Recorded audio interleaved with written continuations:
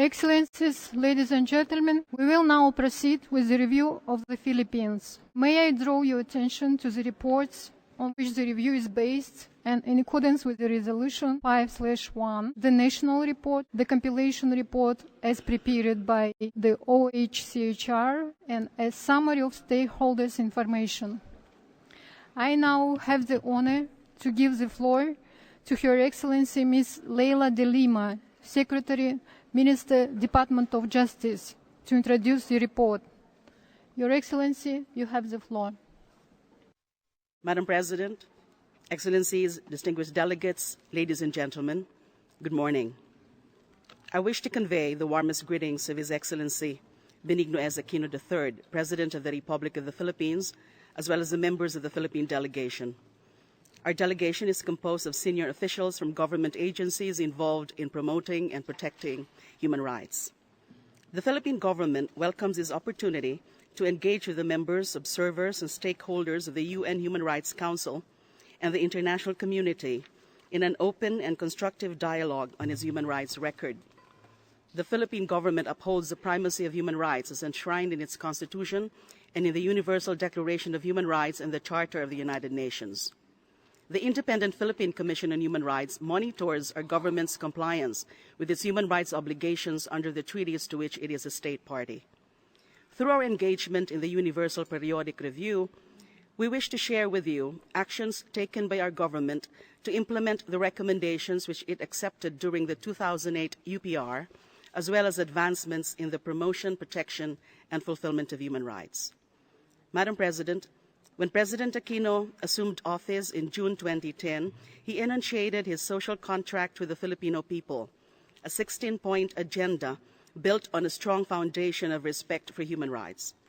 The key results areas of this social contract are anti-corruption and good governance, poverty alleviation and empowerment of the poor, achieving inclusive economic growth, building a just and lasting peace and promoting the rule of law, and protecting the environment with gender equality as a cross-cutting concern.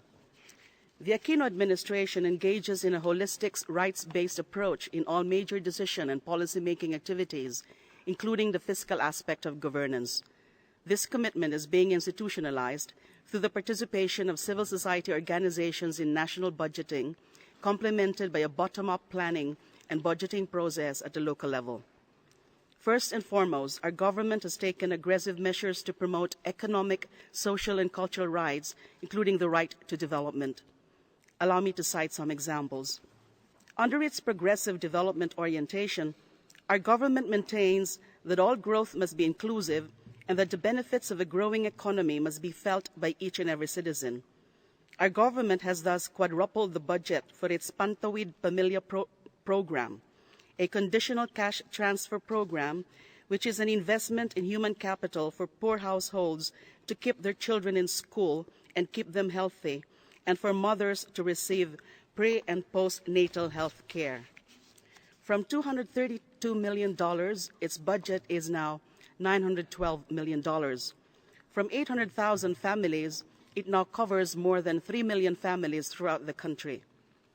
To reduce maternal and newborn deaths, our government has strengthened its maternal, newborn, and child health and nutrition program by encouraging facility-based deliveries and training itinerant community health teams on basic and comprehensive emergency maternal, obstetric, and newborn care. To address teenage pregnancies, peer facilitators provide youth-friendly health care services, including comprehensive sexuality education. Additionally, 5.2 million poor households are now covered by the Philippine Health Insurance Program, and our government is committed to achieve universal health coverage by 2016.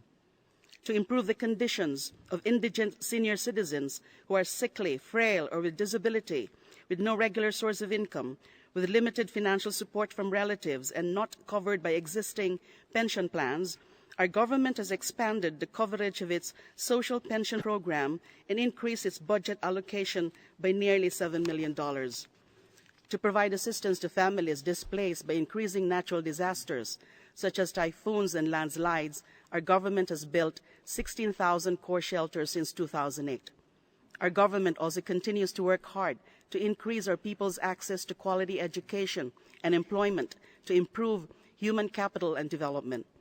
This year, the education sector received the largest increase in the expenditure program of government, amounting to $867 million. As a component of the Philippine National Action Plan for Education for All, a compulsory kindergarten plus a 12-year formal basic education has commenced implementation. To reduce dropout and improve student survival, our government has implemented alternative delivery modes in the alternative learning system. There is also a training for work scholarship program to help upgrade the skills and competencies of job seekers. Excuse me. Our government prioritizes the completion of agrarian reform as its premier anti-poverty and social justice program. Our government has appropriated an additional $349 million for the completion of land acquisition and distribution in 5 years, starting from July 2009 to 2014. In addition, farmer beneficiaries have been provided easier credit, physical infrastructure support, and legal assistance.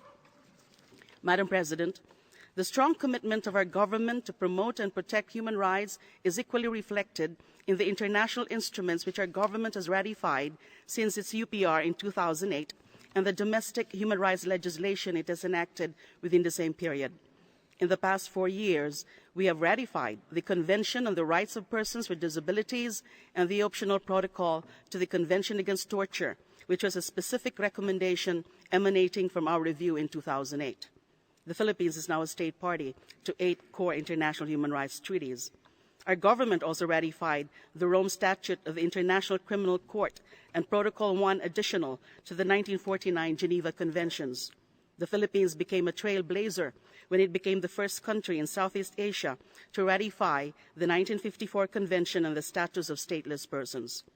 Since 2008, the Philippines has taken concrete measures to harmonize its domestic legislation with its obligations under relevant international human rights treaties to which it is a state party. It enacted the Magna Carta of Women in 2009, a comprehensive law which strengthens the Philippines' legal and institutional framework in accordance with the Convention on the Elimination of All Forms of Discrimination Against Women. The Philippines adopted an Anti-Torture Act which is compliant with its obligations under the Convention Against Torture. Several new laws were passed to ensure consistency with the Convention on the Rights of the Child, such as the Act providing for the legitimation of children born to parents below marrying age, an Anti-Child Pornography Act, and an Act providing for an administrative rather than a judicial process to declare a child legally available for adoption. We also amended our Migrant Workers Act to enhance protection of our overseas Filipino migrant workers and to further strengthen our adherence to the International Convention on the Protection of the Rights of All Migrant Workers and members of their families. We amended as well the Philippine Labor Code, which lifted restrictive provisions against night work for women. Furthermore, our government adopted a landmark domestic law to address crimes against international humanitarian law, genocide, and other crimes against humanity. Madam President, as indicated in our national report, our government has made concrete efforts to implement the recommendations which we accepted, as well as the voluntary commitments it made in the 2008 UPR. I wish to highlight some of these actions, which have complemented the Aquino administration's strategic thrust to promote good governance anchored on human rights protection for all. On matters relating to women and children, there is general improvement in gender-sensitive handling of violence against women and children cases by local officials, police, social workers, health workers, prosecutors, and the judiciary. Our government has established over 27,000 violence against women desks in villages throughout the country. This is over and above the 1,868 women and children protection desks in police stations nationwide, staffed by 3,240 female police personnel. In our government regional and district hospitals, women and children protection units are being upgraded to better serve victims of rape and domestic violence. The Supreme Court has trained over 2,000 judges and court personnel on CEDAW, gender sensitivity training, and setting up committees on decorum and investigation to handle sexual harassment cases. Even males are involved in ending violence against women, or VOW, A movement called Men Opposed to Violence Against Women Everywhere, or MOVE, has organized 26 chapters with 5,000 members who have vowed never to remain silent about VOW. Consistent with the Convention on the Rights of the Child, our government has adopted the second National Plan of Action for Children to improve the quality of life for mothers and their children, to protect children from all forms of abuse, exploitation, and violence, including grave child rights violation in armed conflict situations, and to ensure their active participation in decision-making. Our government implements the Juvenile Justice Welfare Act of 2006 through training of social workers, police officers, public attorneys, prosecutors, jail wardens, and members of the village councils for the protection of children, developing manuals and guidelines on managing children in conflict with the law, and the setting up of youth homes in areas with high incidences of children in conflict with the law. In addition, our government is also operating 16 regional rehabilitation centers. In times of emergencies, the National Disaster Risk Reduction and Management Council, through an interagency protection cluster, conducts rapid assessment and family tracing of separated, unaccompanied, missing, reintegrated children and dead children, as well as the provision of child-friendly spaces, mental health, psychosocial support, and debriefing activities. On the right to sexual and reproductive health, President Aquino is fully supportive of the passage of a law that promotes responsible parenthood and the universal access to all methods of family planning information and services. But as in all democratic exercises, our government recognizes the need for continued consultations with as many stakeholders as possible. The bill is currently undergoing plenary debates in Congress. On reported incidents of extrajudicial killings and torture, let me state categorically, our government, under the leadership of President Aquino, utterly condemns these crimes.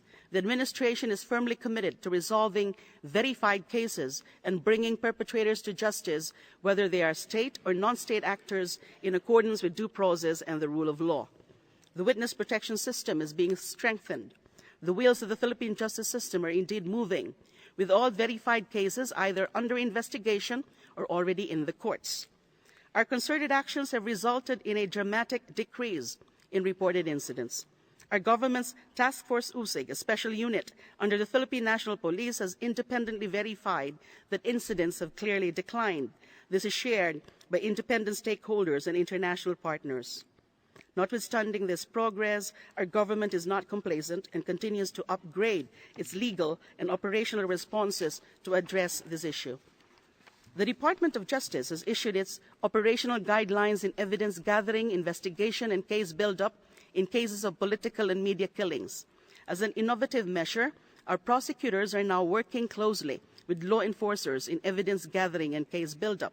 The Philippines has also partnered with the international community in capacity building and forensic training for prosecutors in evidence gathering and case build-up, which can help increase convictions in cases of extrajudicial killings. The EU-Philippines Justice Support Program is an example of such a partnership. In addition, our government continues its work to transform its security sector into one that fully complies with human rights, international humanitarian law, and the rule of law. Human rights offices in the armed forces of the Philippines and the Philippine National Police are playing an important role in instilling a culture of human rights in the security forces. Members of the security forces are regularly trained on human rights and the international humanitarian law, specifically in their responsibility to protect human rights and human rights defenders. These responsibilities and obligations are embodied in the Armed Forces of the Philippines Internal Peace and Security Plan, which was the product of multi-stakeholder consultations.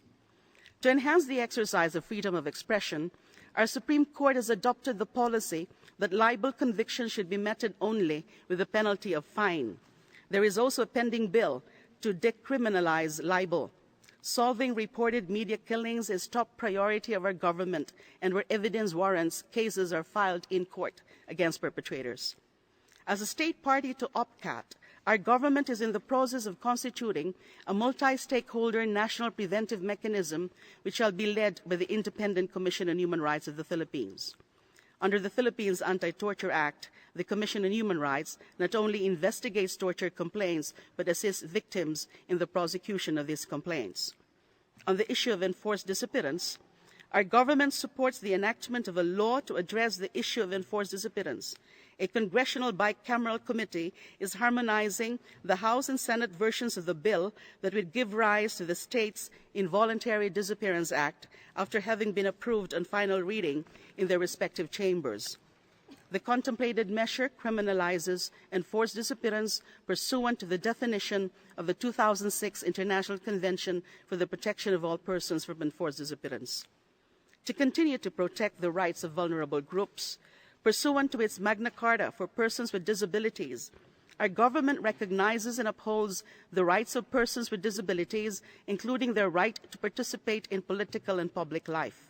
In this connection, the Commission on Elections has resolved to ensure the accessibility of polling precincts to persons with disabilities as well as senior citizens starting in the 2013 national and local elections.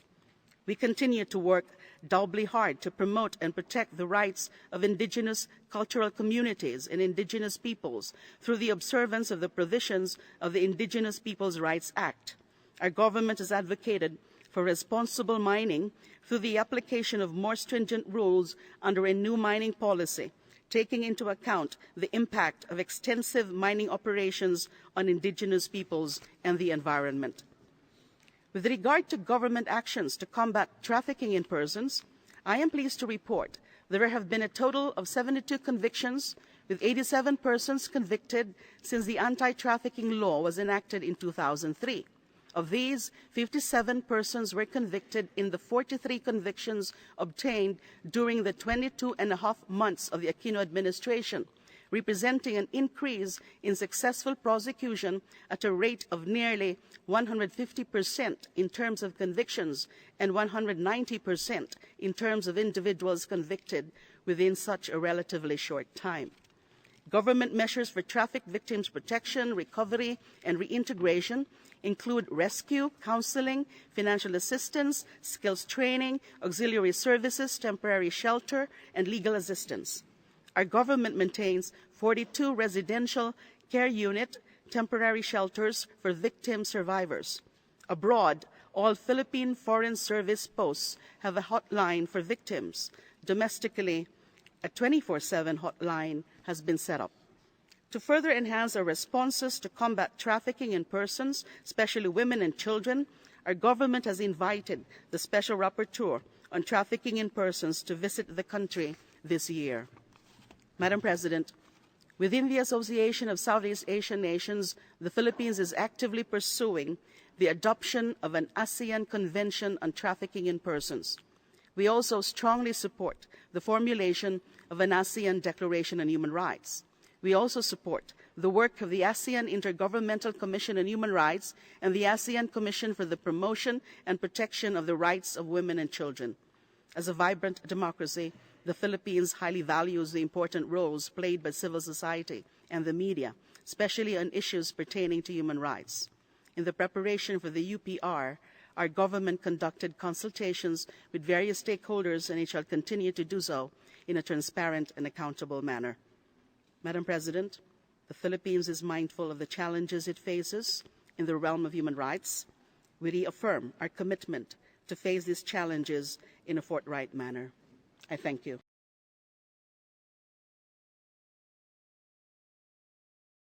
Madam President. I thank Her Excellency for her statement and for her presence with us this morning. Before giving the floor to delegations for their questions and comments, I would like to remind you to respect the established speaking time of 1 minute and 52 seconds in order to accommodate all inscribed speakers. The Republic of Korea, please, you have the floor.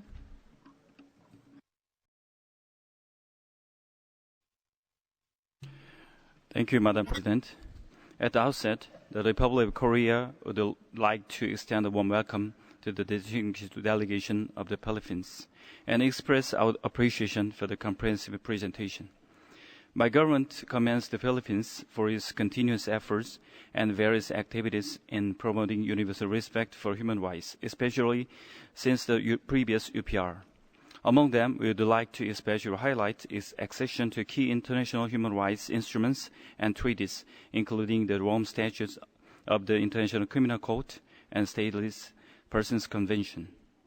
My government also welcomes the efforts to form a special task force to address extrajudicial killings and the decreasing trend in the number of related cases, and recommends that the Philippines further its efforts to effectively eliminate extrajudicial killings.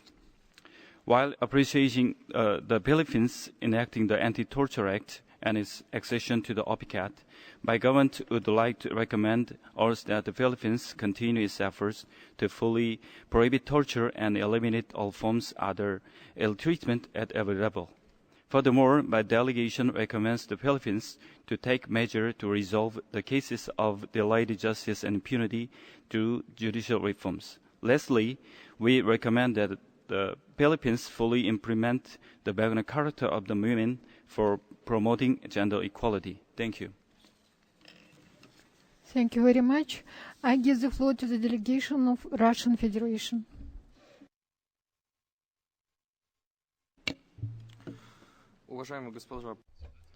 Madam President, the Russian delegation is very grateful to the government of the Philippines for the preparation of its second national report and also for the information submitted by the head of the delegation of the Philippines, Ms. de Lima. We believe that the fact that Manila has implemented recommendations received in the course of the first UPR cycle has helped to improve the situation on human rights in the country. Concerning economic, social, and cultural rights, we would note the efforts undertaken by Manila, but in particular the adoption of the plan for the country's development for the period 2011 to 2016. We'd recommend that the Philippines continue its work to build potential in the area of human rights protection through strengthening the national human rights institution, and second, that it continue on the path of socio-economic reforms directed towards creating new jobs, combating poverty, and increasing the quality of education and medical care. Thank you very much. Thank you. I give the floor to the Saudi Arabia.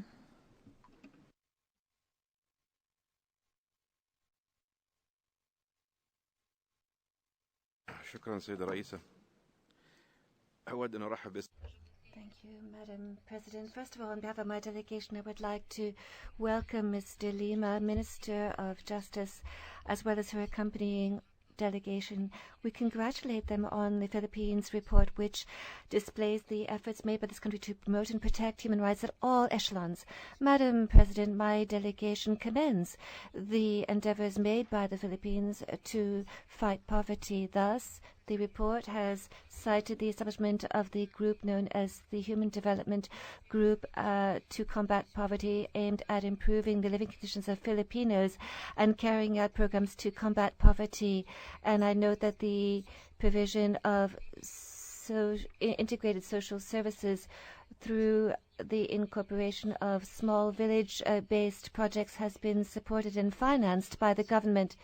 I would also point to programs aimed at strengthening the capacity of households that are needy through the establishment of jobs and the introduction of micro projects, and also the broader assistance given to older people through privileges and various mechanisms. We would make the following recommendations: that the country continue its efforts to work against poverty and to try to link the fight against poverty and education, and continue efforts to ensure access to education for all. Lastly, we wish all success to the people and government of the Philippines. Thank you, Madam President.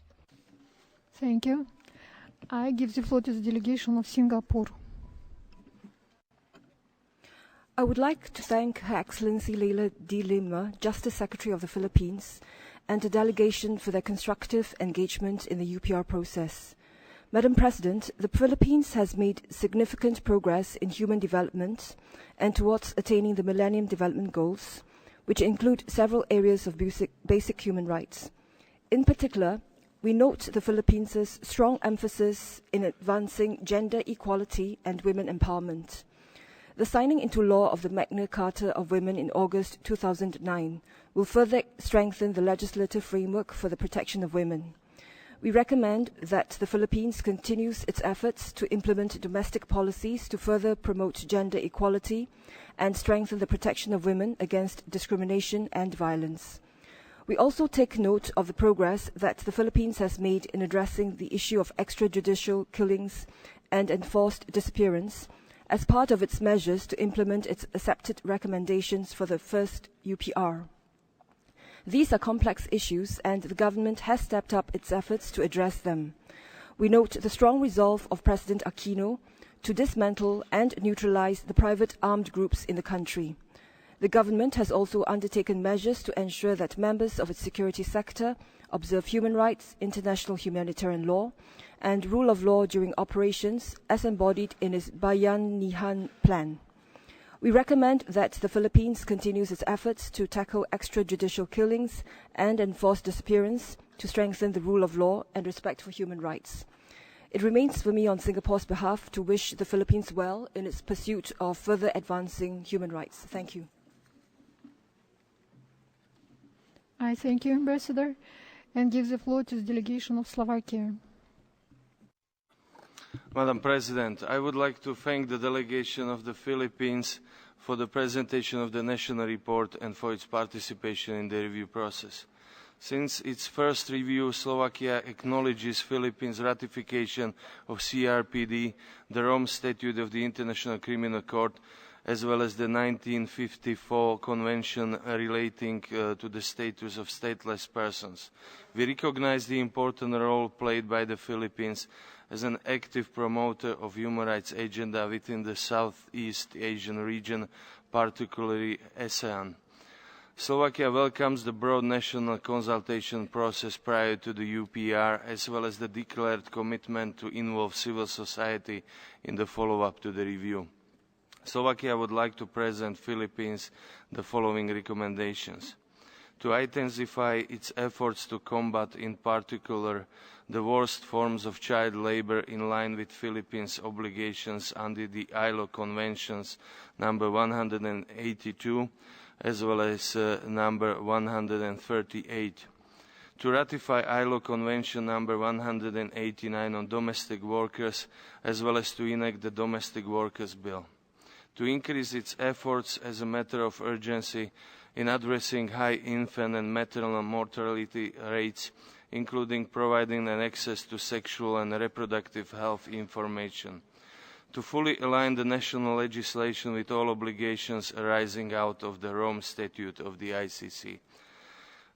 And last but not least, to consider an early ratification of the third optional protocol to CRC on a communication procedure. I thank you, Madam President. Thank you very much, Slovakia. And I give the floor to Slovenia.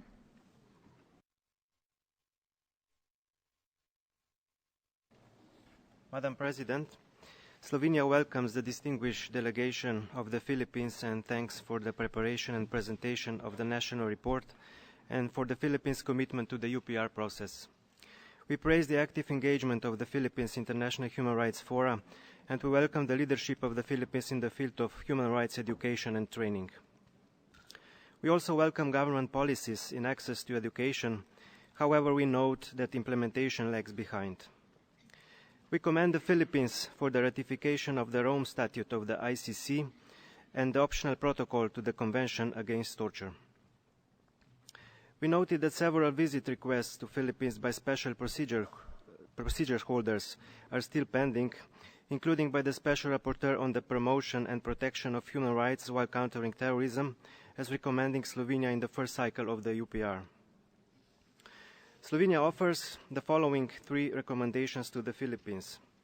First, to consider issuing a standing invitation to special procedures for visit of the second, to withdraw all reservations to the optional protocol to the Convention Against Torture, and third, the adoption of legislation to ensure full cooperation with the ICC and to accede to the agreement on the privileges and immunities of the ICC. I thank you. Thank you very much. And I give the floor to the delegation of the South Africa. Thank you, Madam President. We wish to welcome the delegation of the Philippines and express our appreciation for the presentation of a comprehensive national report. We commend the active role of the delegation of the Philippines that continue to play within the Council and its commitment to the work of the Human Rights Council. The national report clearly sets out the progress on the implementation of the accepted recommendations from the first cycle. It is also appreciated that the report objectively sets out the challenges faced by the government in its effort to advance human rights protection and promotion. Information has also been provided regarding the efforts in the area of extrajudicial killings and the investigations and prosecutions of those responsible. South Africa welcomes the decision of the government of the Philippines to set up a national monitoring mechanism that will bring together various government agencies, civil society organizations, and the Commission on Human Rights to monitor the nation's progress in resolving cases of extrajudicial killings, enforced disappearances, and torture. South Africa recommends that the national monitoring mechanism be allocated with adequate resources to ensure it effectively carries out its mandate. We also welcome the establishment in 2011 of the Human Development and Poverty Reduction Cluster, aimed at improving the overall quality of life of the Filipino people and empowering the poor and marginalized segments of society. The cluster has met frequently since its establishment, and my delegation would be interested in further information on the results achieved thus far and the benefits to the targeted communities. Finally, Madam President, we thank the delegation of the Philippines for their constructive interaction with the working group today and wish them well in the follow-up processes to be undertaken. I thank you. Thank you very much. I give the floor to the delegation of Spain.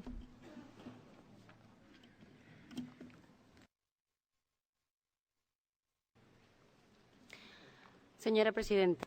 Madam President, Spain would like to extend a warm welcome to the delegation of the Philippines and thank them for participating in this exercise, and also thank Madam Minister for her presentation. We would congratulate the Philippines on progress it has made in respect of ensuring observance of and promotion of human rights. We particularly would commend the ratification in 2011 of the Rome Statute and the recent ratification of the optional protocol to the Convention Against Torture and Other Cruel, Inhuman, and Degrading Treatment or Punishment. Likewise, the Philippines has been the main champion of the idea of creating a protection mechanism for human rights within ASEAN. Nonetheless, my delegation would like to make the following recommendations to the Philippines. First, that it ratify the International Convention for the Protection of All Persons Against Enforced Disappearances and the optional protocol to the Convention on the Rights of Persons with Disabilities. Second, that it completely eradicate extrajudicial executions as they committed themselves to do in the last UPR, that they try the culprits of torture and intensify efforts to eradicate the use of torture and inhuman or degrading treatment by the state security bodies and forces. Third, that it continue with the judicial reform, improving the capacity of the criminal system to combat impunity. Fourth, that it dismantle and disarm the paramilitary forces, militias, and armies through the revocation of Executive Order 546, which protects them, putting once and for all an end to the use of child soldiers. 5, that it combat trafficking in human persons, particularly women and children. 6, that it bring into effective implementation the Magna Carta of women in all areas, inter alia labor relations, access to justice and sanitation, including aspects of sexual and reproductive health and sexual violence. And lastly, that it adopt inclusive legislation for persons with disabilities. Thank you. Thank you very much. I give the floor to Sri Lanka. President, the delegation of Sri Lanka warmly welcomes the high-level delegation of the Philippines led by Her Excellency the Secretary of Justice and commends the comprehensive statement and the consultative process adopted in preparing the national report. Sri Lanka commends action taken by the Philippines to combat poverty, promote universal primary education, and improve local health standards. My delegation takes particular note of the Panta with Pamilya program, which has quadrupled its budget and covers 3 million households. We especially acknowledge the consistent support and lead role by the Philippines with regard to initiatives to promote and protect the human rights of migrant workers and the welfare of their families. We also commend efforts undertaken in human rights education, combating trafficking in persons, and protecting the environment. We note that the first and second Philippine development plans cover the protection of economic, social, and cultural rights and sets the track for mainstreaming human rights, respectively. We are encouraged that the Philippines' reinvigorated focus on economic, social, and cultural rights has led to a better appreciation of these rights' justiciability within the state's jurisdiction. We note with interest that since the first UPR, the Philippines has passed a number of laws for the protection of women and children. Among these, the Magna Carta for Women and the Anti-Child Pornography Law of 2009 are noteworthy. We are encouraged by the action taken to set up women's and children's desks at police stations at all levels in the country. We recommend that the Philippine government continues to mainstream human rights in the public sector. In conclusion, Madam President, Sri Lanka joins its many friends in wishing the Philippines all success in the UPR second cycle. Thank you. I thank you, Sri Lanka, and give the floor to the delegation of Sweden. Madam President, Sweden welcomes the Philippines delegation to Geneva and thank you for presenting a comprehensive report here today. The Philippine government has been working hard to end extrajudicial killings and enforce disappearances. It has also made progress when it comes to fighting impunity as well as enhancing the prosecution efforts. The Enforced or Involuntary Disappearance Act was passed by the Senate in June 2010 but remains pending in the House of Representatives is an example of this progress. The government of the Philippines has also declared that it will continue to provide human rights training to military and security personnel. Sweden welcomes these developments and recommends that further steps are taken to combat extrajudicial killings and enforced disappearances, including by providing sufficient funding to the National Police Force and by ensuring that alleged perpetrators of extrajudicial killings are swiftly brought to justice. Intensive efforts are needed if the Philippines are to achieve the MDG 5 on reducing maternal mortality. Sweden is concerned by the high rates of maternal mortality in the Philippines and the risks to health and life of women undergoing unsafe abortions. To conclude, Sweden recommends that the government of the Philippines intensifies its efforts to meet the MDG 5 on maternal mortality, including by ensuring universal access to SRHR and to information, education and counseling, and by amending the abortion law to allow for safe abortion in cases of rape, incest, or when the health and life of the pregnant woman is at risk. Thank you, Madam President. Thank you very much. I give the floor to the delegation of Switzerland. Madame la Présidente. Madam President, Switzerland would like to welcome the delegation from the Philippines and thank it for presenting its national report. Switzerland would congratulate the Philippines on having ratified the optional protocol to the United Nations Convention Against Torture and the Rome Statute. We recommend that the Philippines take the necessary measures to ensure that the Rome Statute is fully implemented in its national legislation. During the first review in 2008, Switzerland recommended that the Philippines step up its efforts to investigate extrajudicial executions and punish the perpetrators of such executions, as well as strengthening its witness protection programs. Against this backdrop, the introduction of the witness protection program must be commended as a first step in the right direction. Nonetheless, we note that crimes continue to be committed at a worrying level. We recommend that the country step up rather strengthen its legal framework, its institutions and instruments aimed at guaranteeing that culprits of crimes of extrajudicial execution are subjected to fair procedures and, if convicted, punished. We welcome the adoption of laws intended to protect women, in particular the Magna Carta of Women in 2009. Switzerland recommends that the country step up its normative protection of maternal health, that it approve and implement the Bill on Reproductive Health, and release necessary financial resources for its implementation. While commending the efforts already made, Switzerland recommends that the country adopt and implement swiftly the law on reparations for victims of violations of human rights during the Marcos dictatorship. Thank you, Madam President. Thank you very much. Now, Thailand, you have the floor. Madam President, Thailand would like to extend warm welcome to the Philippines delegation led by Her Excellency the Secretary of Justice. Thailand welcomes the strong commitment of the government of the Philippines to the promotion and the protection of human rights. Domestically, the government has been very active in transforming its international human rights obligation into national and local legislation, policies, and action plan. It has appropriate institutional setup and vibrant civil society that can effectively advocate and monitor human rights on the ground. The Philippines is at the forefront in promoting gender equality, women's rights, and rights of migrant workers. It has made constant progress in combating human trafficking, including through regional cooperation on the ASEAN Convention on Trafficking in Persons, which is also commendable. We, therefore, encourage the Philippines to further cultivate the gains achieved. In the area of women's rights, we recommend the government to undertake concrete measures to further promote gender equality in employment, gender-responsive approach in the judicial system, and better maternal care. We also recommend the Philippines to intensify its efforts to protect the rights of other vulnerable groups, especially persons with disability, minorities, and indigenous peoples, so as to allow them equal access to social, educational, health, and other services.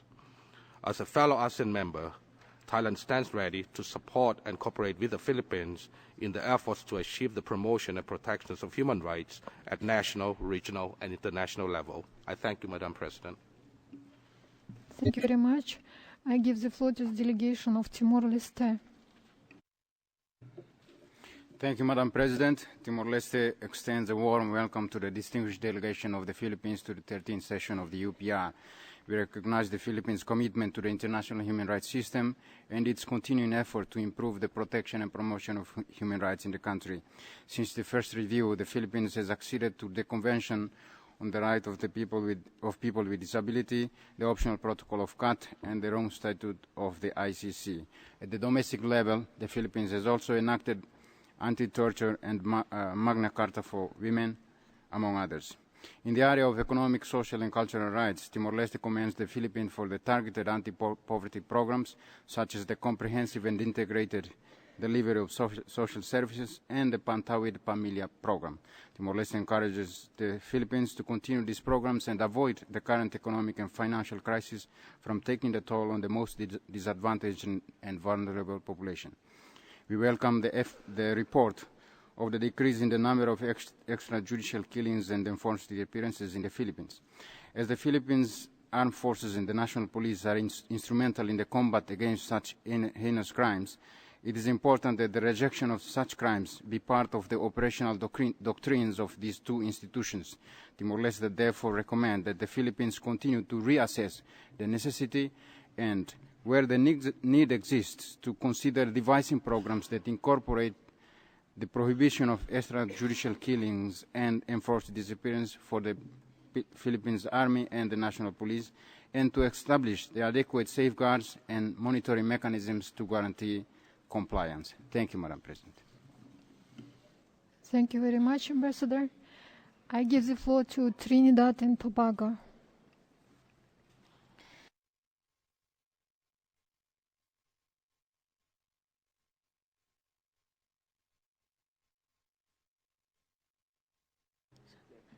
Thank you, Madam President. Trinidad and Tobago welcomes the delegation of the Philippines led by Her Excellency de Lima and thanks the Philippines for its comprehensive national report. Trinidad and Tobago commends the Philippines for the following initiatives in relation to the UPR recommendations received in the first cycle. 1. Mainstreaming of human rights as a tool in good and effective governance. 2.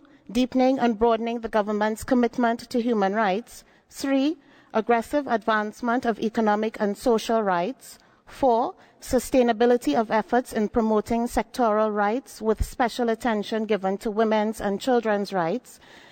And the establishment of complementary mechanisms to further the protection of civil and political rights. My delegation takes this opportunity to recognize that in its efforts to holistically deal with the overwhelming task of human rights protection in a country with many competing interests, the Philippines has encountered some challenges, and as such, we make the following recommendations. 1.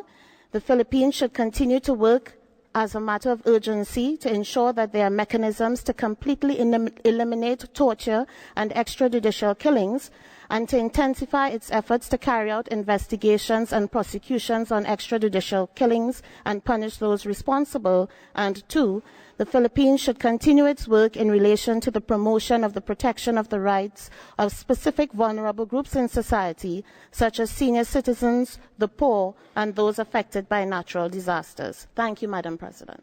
Vice President. Thank you very much. I give the floor to the delegation of Turkey. Thank you, Madam Vice President. First of all, Turkey would like to extend a warm welcome to the delegation of the Philippines. We commend the Philippine government's advocacy for good and effective governance and its commitment to the advancement of economic, social, and cultural rights. The 16 areas identified by His Excellency the President of the Republic of the Philippines in his social contract with the Filipino people will without doubt advance the promotion and protection of human rights. Within this framework, the Aquino administration's stance on good governance is leading to results to ensure that growth is inclusive, sustained, and shared. We therefore welcome the development policies as well as the ongoing implementation of various programs for promoting the quality of life and well-being of vulnerable persons and children. We also welcome other human rights-based efforts, such as the harmonization of Philippines' domestic laws with the relevant human rights treaties, ranging from women's and children's rights to anti-torture and international humanitarian laws. We also note with satisfaction the Philippines' leading role in the UN as well as in ASEAN in areas that impact human rights promotion and protection, especially to combat trafficking in persons. We would like to make one recommendation, namely that the Philippines reinforce its training programs for all law enforcement personnel on the absolute prohibition of torture. Thank you, Madam Vice President. Thank you. I give the floor to the United Arab Emirates. شكرا السيدة الرئيسة. يتقدم وفد بلادي بالشكر إلى Thank you, Madam President. First of all, we'd like to thank the delegation of the Philippines headed up by Her Excellency Ms. Laila de Lima for the opening presentation. We commend the efforts made by the Philippines to prepare this report, as this is a report that takes stock of the achievement of progress in the human rights sphere in the Philippines, above all economic, social, and cultural rights. In addition, we greatly value the initiative taken by the President Aquino concerning the group to combat poverty. This is a group that deserves our encouragement and praise, as it is aimed at improving the lot of the poorest segments of the population. This is further evidence of the fact that the government is combating poverty, above all extreme poverty, given the fact that poverty is a violation of the fundamental human rights enshrined in the idea of a right to a decent life in all security. Given the scale of the initiatives launched by the government, we have one recommendation to submit to the government of the Philippines. That is that it redouble its efforts to assist the poorest segments of the population by endowing the Working Human Development Group with both the human and financial resources it requires, so as to operate effectively, carry out its calling properly, and ensure a decent living standard for all of Filipinos. Thank you very much, Madam President. Thank you very much. I give the floor to the United Kingdom of Great Britain and Northern Ireland. Thank you, Madam President. The UK welcomes the Philippine delegation. We are pleased that the Philippines has ratified the OPCAT and Rome Statute on the ICC since its last review. The rule of law, legal redress, and an independent judiciary are fundamental to democracy and stable political and economic progress. We urge the government to ensure these legal and institutional frameworks are fully effective to protect the human rights of the Philippine people. We have remaining concerns about the use of the justice system, the level of corruption, and the slow convictions of perpetrators. We note that numbers of extrajudicial killings and enforced disappearances have decreased, but have not been completely eliminated. We strongly support the government's significant push for transparency and accountability, which impacts on the lives of vulnerable people, as well as the Philippines' membership of the Open Government Partnership. We hope the government provides women with the full range of options to exercise their reproductive rights. We would like to make the following two recommendations. To ensure that the police and National Bureau of Investigation pursue serious rights violations allegedly committed by military and police personnel, and secondly, to invite the UN Working Group on Enforced or Involuntary Disappearances and the Special Rapporteur on Human Rights Defenders to visit the Philippines. Thank you, Madam President. Thank you very much. I give the floor to the delegation of the United States of America. Thank you, Madam Vice President. The United States warmly welcomes Her Excellency Minister de Lima and the Philippines delegation. We commend the improvements in providing access to justice, especially through the expansion of small claims courts, provision of mobile courts, and adoption of practices that make courts accessible to members of underrepresented groups. We recognize the Philippines' significant progress in combating trafficking in persons. We sincerely hope that the momentum will continue and result in increased prosecutions and even stronger protections. Despite these commendable advances to human rights, we are concerned that access to justice remains unattainable for the victims and their families of extrajudicial killings and enforced disappearances committed by members of security forces. We are also concerned that institutional barriers to fighting impunity and corruption will prevent the country from attaining its full potential as a just, fair, and rights-respecting society. The United States makes the following recommendations. 1. End impunity for extrajudicial killings, enforced disappearances, and torture, including those perpetrated by security forces, by undertaking thorough investigations and vigorous prosecutions of perpetrators. 2. Increase human rights training, awareness, and funding at all levels of the armed forces and national police to ensure military and law enforcement officials protect human rights and thoroughly investigate allegations of violations. And 3. Take new additional measures to ensure that the military exercises full control over civilian armed forces geographical units and the police over civilian volunteer organizations, holding these units accountable for the Philippines' obligation under international human rights law. Thank you, Madam President.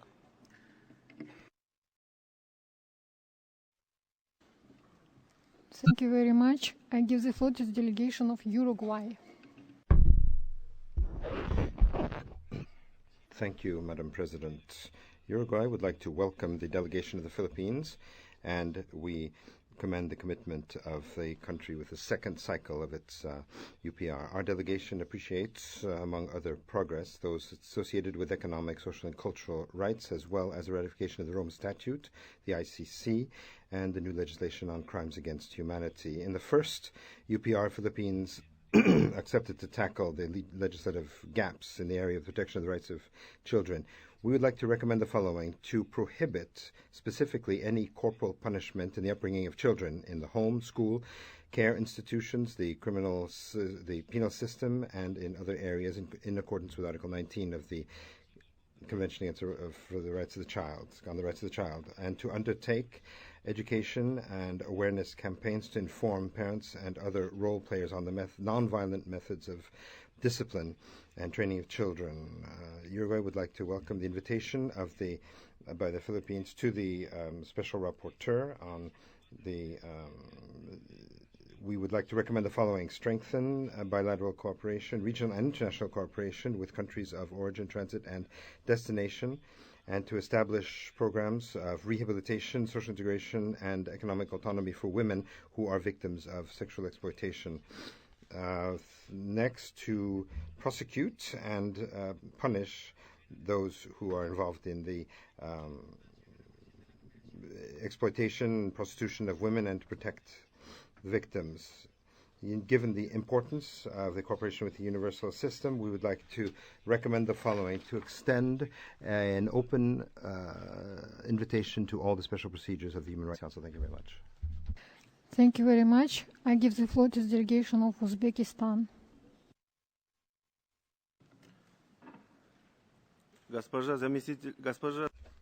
Madam Vice President, first of all, we'd like to thank the delegation of the Philippines for the very substantive report that they have submitted to us.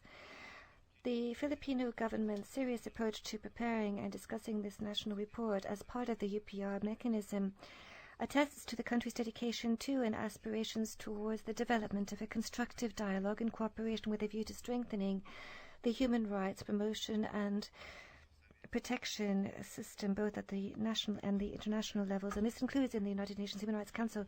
The report reveals exhaustive information on the human rights protection situation in the Philippines, which clearly attests to the achievement of one of the goals of the report, attracting attention to the main legislative, administrative, and judicial measures adopted by the government to spread and inculcate a human rights culture in society, to ensure capacity building in society, and to live up to the Philippines' obligations in this sphere. We would like to receive information on the measures adopted by the government of the Philippines to strengthen equality between men and women and to protect women's rights, and in particular on the changes relating to the Republican Law number 9710, which was signed in 2009 on establishing a network for social protection and security for women who have become victims of natural disasters and economic crisis phenomena. Madam President, in conclusion, our delegation welcomes the adoption by the government of the Philippines of a whole array of measures aimed at ensuring the protection of the rights and interests of children. In this context, we would like to recommend that the Philippines continue implementing work to promote rights to education and rights of the child through strengthening interagency coordination among the activities of law enforcement bodies. Thank you very much. Thank you very much. I give the floor to the delegation of Bolivarian Republic of Venezuela. Gracias. Thank you very much. We welcome the honorable delegation of the Philippines, and we appreciate the efforts of its government in fulfilling the accepted recommendations of the UPR. We note the implementation of the second Philippine Plan on Human Rights 2012 to 2017, which reflects the social contract of the President, and the Development Plan of the Philippines 2011-2016, which puts into practice this, this compact through key strategies to achieve inclusive growth and achievement of MDGs. We welcome the setting up of the Group for the Reduction of Poverty and the work of the Commission to combat poverty, which aims at maximizing the effects of existing programs for its reduction, focusing on cities and townships where this is a serious problem. We recommend to the government that it continue to increase these social programs, which are essential for the eradication of poverty and social marginalization. The Philippines is in the 8th place in terms of reducing the gap between men and women in the participation and in equal opportunities in economic, educational areas and in jobs. Finally, we acknowledge the commitment of the government to continue to transform public security into an area which is respectful of human rights, ensuring the continuous training of its staff. We recommend the government continue to promote the education and training in human rights of the law enforcement officials to increase the awareness about their role in the protection of the fundamental rights of people, in particular the most vulnerable and marginalized groups. Thank you very much. Thank you very much. I give the floor to the delegation of Vietnam. Madam President, my delegation would like to welcome and thank the high-level delegation of the Philippines, headed by Her Excellency Ms. Leila de Lima, Secretary of Justice, for the presentation of the country report. Vietnam appreciates the Philippine government's effort to deepening and broadening their commitment to human rights, in particular the second Philippine Human Rights Plan 2012-2017, which invokes the human rights-based approach to development as one of the main guiding principles.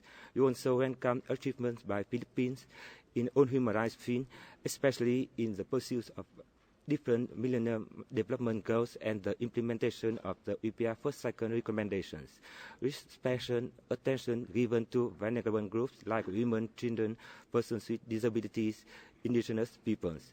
We also applaud the Philippines' effort to fulfill their commitment to many core international human rights instruments, such as the CIC and the CAT. Given the fact that the human rights protection and promotion are a continued process, we would like to make the following recommendations to the Philippine delegation. 1, to intensify efforts and measures to consolidate the state of law and its national mechanisms on human rights. 2, to further mainstream human rights in all policies, programs and activities of the government. 3, to provide more resources for the pursuit of own MDGs and the promotion of economic, social and cultural rights for the population, in particular social vulnerable groups and those who live in remote areas. I thank you.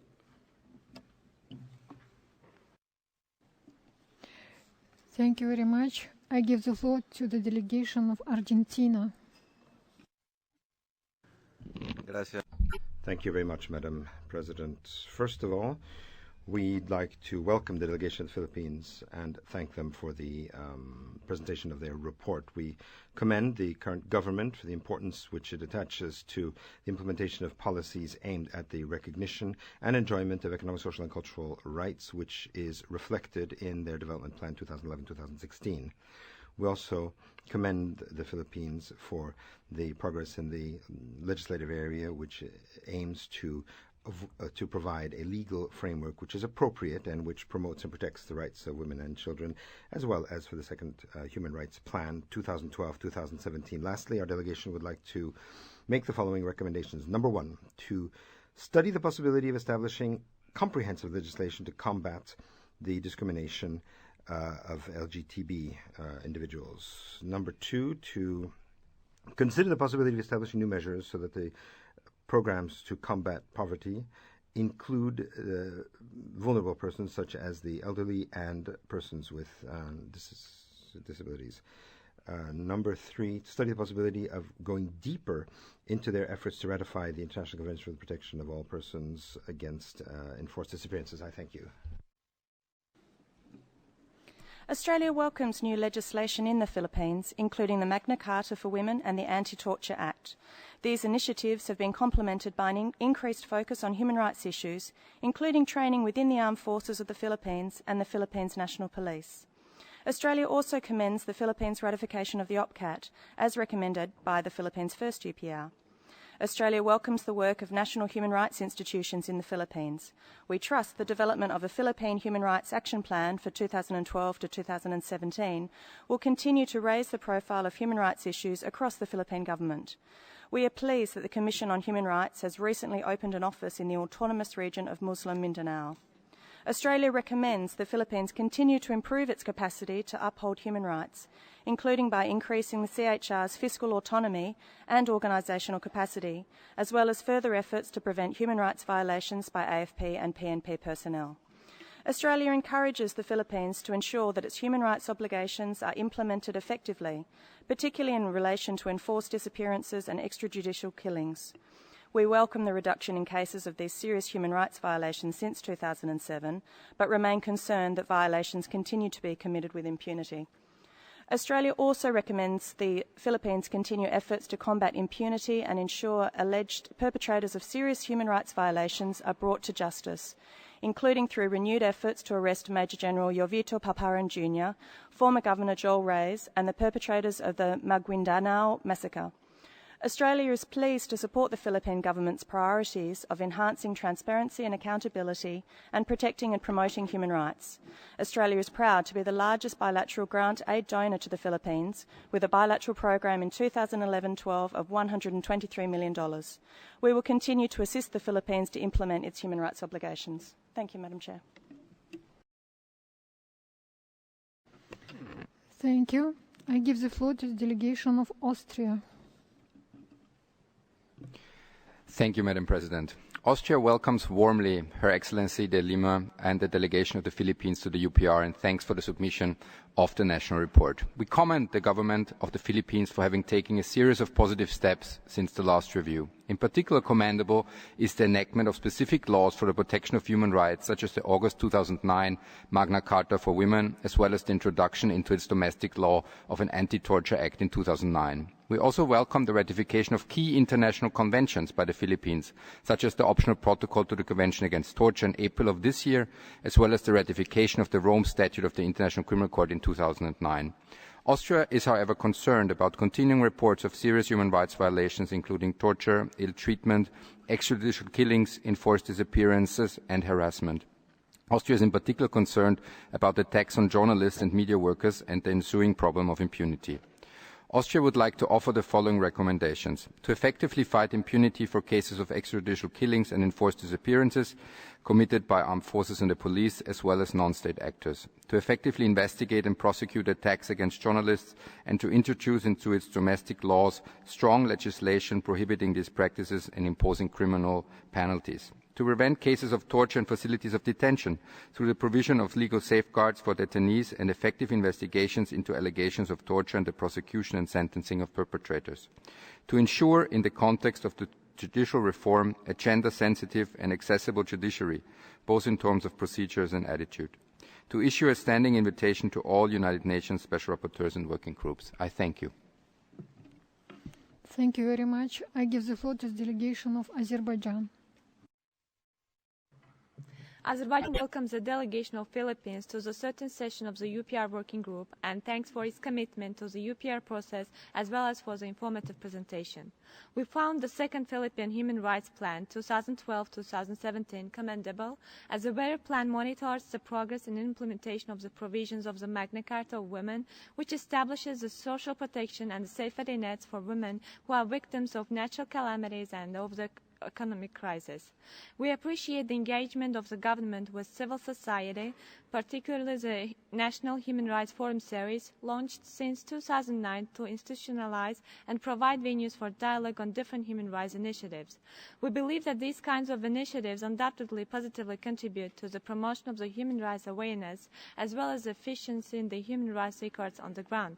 We would like also to commend the efforts of the government, both at international and the national levels, to combat trafficking in persons.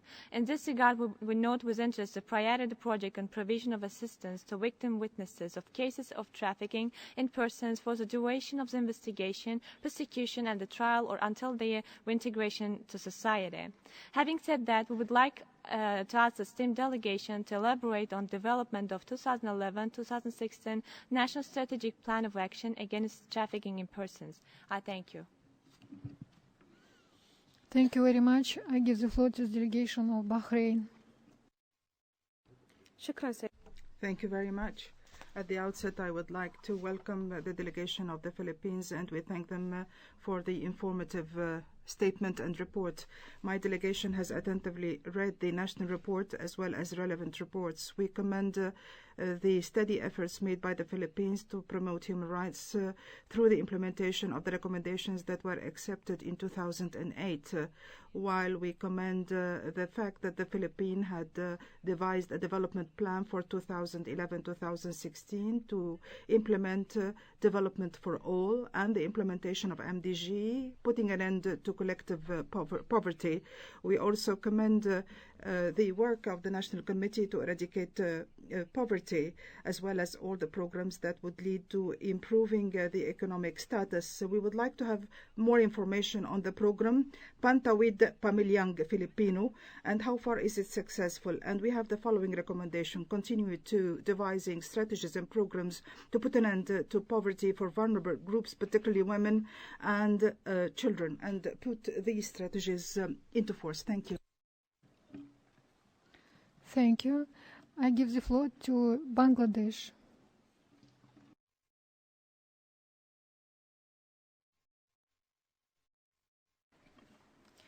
Thank you, Madam Vice President. Let me congratulate the delegation of Philippines for their informative national report and the excellent presentation. As a fellow Asian country, we are fully aware of the socio-economic constraints and the challenges faced by the Philippines. My delegation commends the significant stride the country has made in fulfilling its national and international commitments for the promotion and protection of human rights. We also appreciate the cooperation of its permanent mission under the guidance of the Permanent Representative and Ambassador Evans to the work of the Human Rights Council. Bangladesh welcomes the progresses made following the first cycle of its UPR, the ratification of CRPD and the Rome Statute, as well as the enactment of domestic human rights law, such as the Magna Carta of Women, and efforts in promoting universal primary education and improving local health standards through programs as the Pantawid Pamilya program are commendable. We have also noted with appreciation the country's efforts in its fight against poverty. Considering the Philippines' achievements in ensuring the rights of migrant workers, my delegation would like to know from the delegation the constraints and difficulties the country faces with regard to the rights of its migrant workers abroad in the absence of adherence of many receiving countries to the Convention on the Rights of Migrant Workers and their families. Finally, my delegation would like to recommend that the Philippines, 1, continues its efforts to fight against poverty, and 2, continues its efforts to promote the rights of migrants.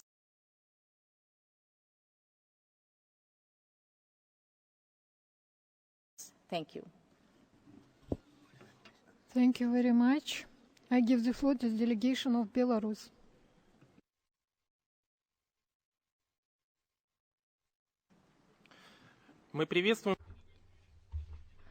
We welcome the delegation of the Republic of the Philippines and thank it for the presentation of its national report. We note the determination of the Philippines to pursue the constructive dialogue within the framework of the UPR procedures and its commitment to implement the recommendations of the first review. We note with satisfaction the government's measures to improve legislation and to establish institutes for the monitoring of compliance with human rights obligations, as well as to provide for broader access to justice for low-income citizens. We greatly appreciate the dedication of the government of the Philippines in the fight against trafficking in persons and welcome its achievements in this area.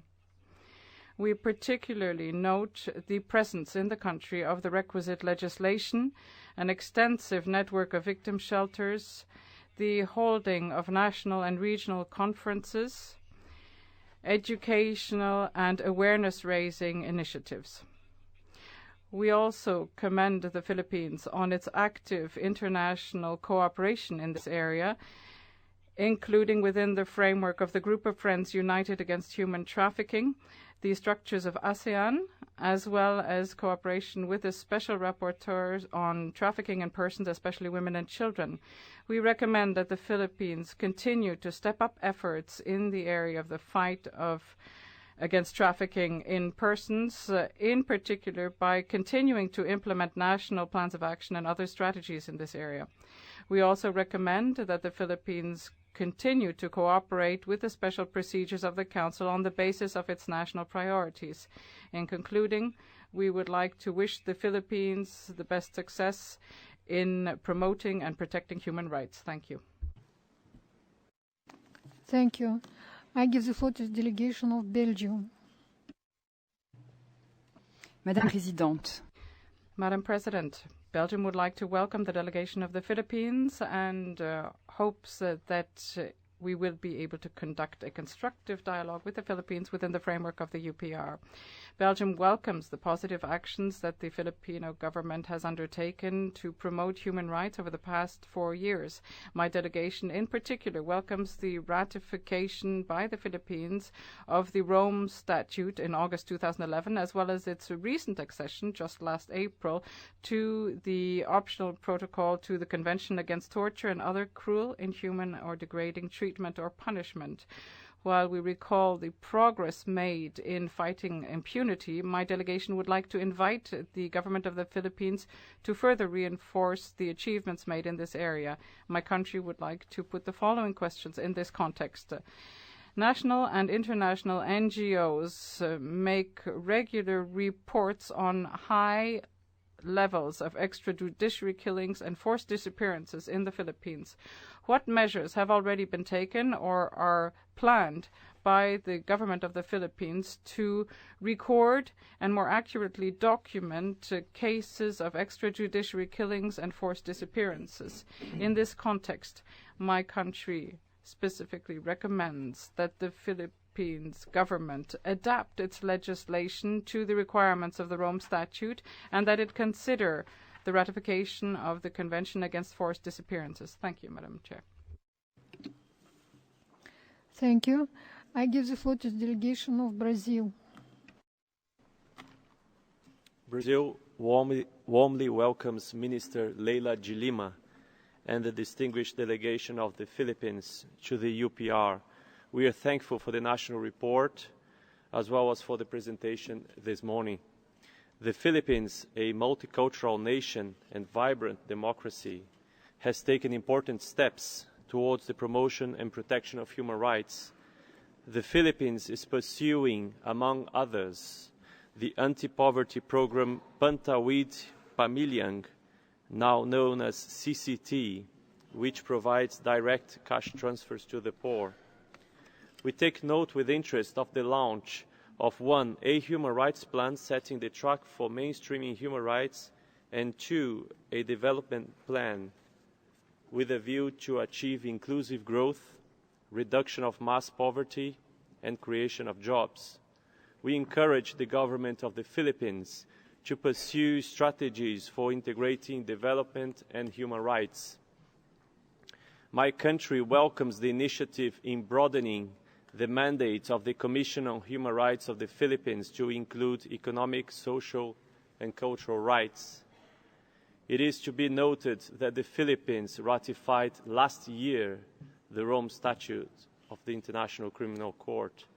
We would like to recommend to the Philippines to consider ratifying the International Convention on the Protection of All Persons from Enforced Disappearance and enact domestic legislation to penalize enforced disappearance as defined in that convention. Thank you.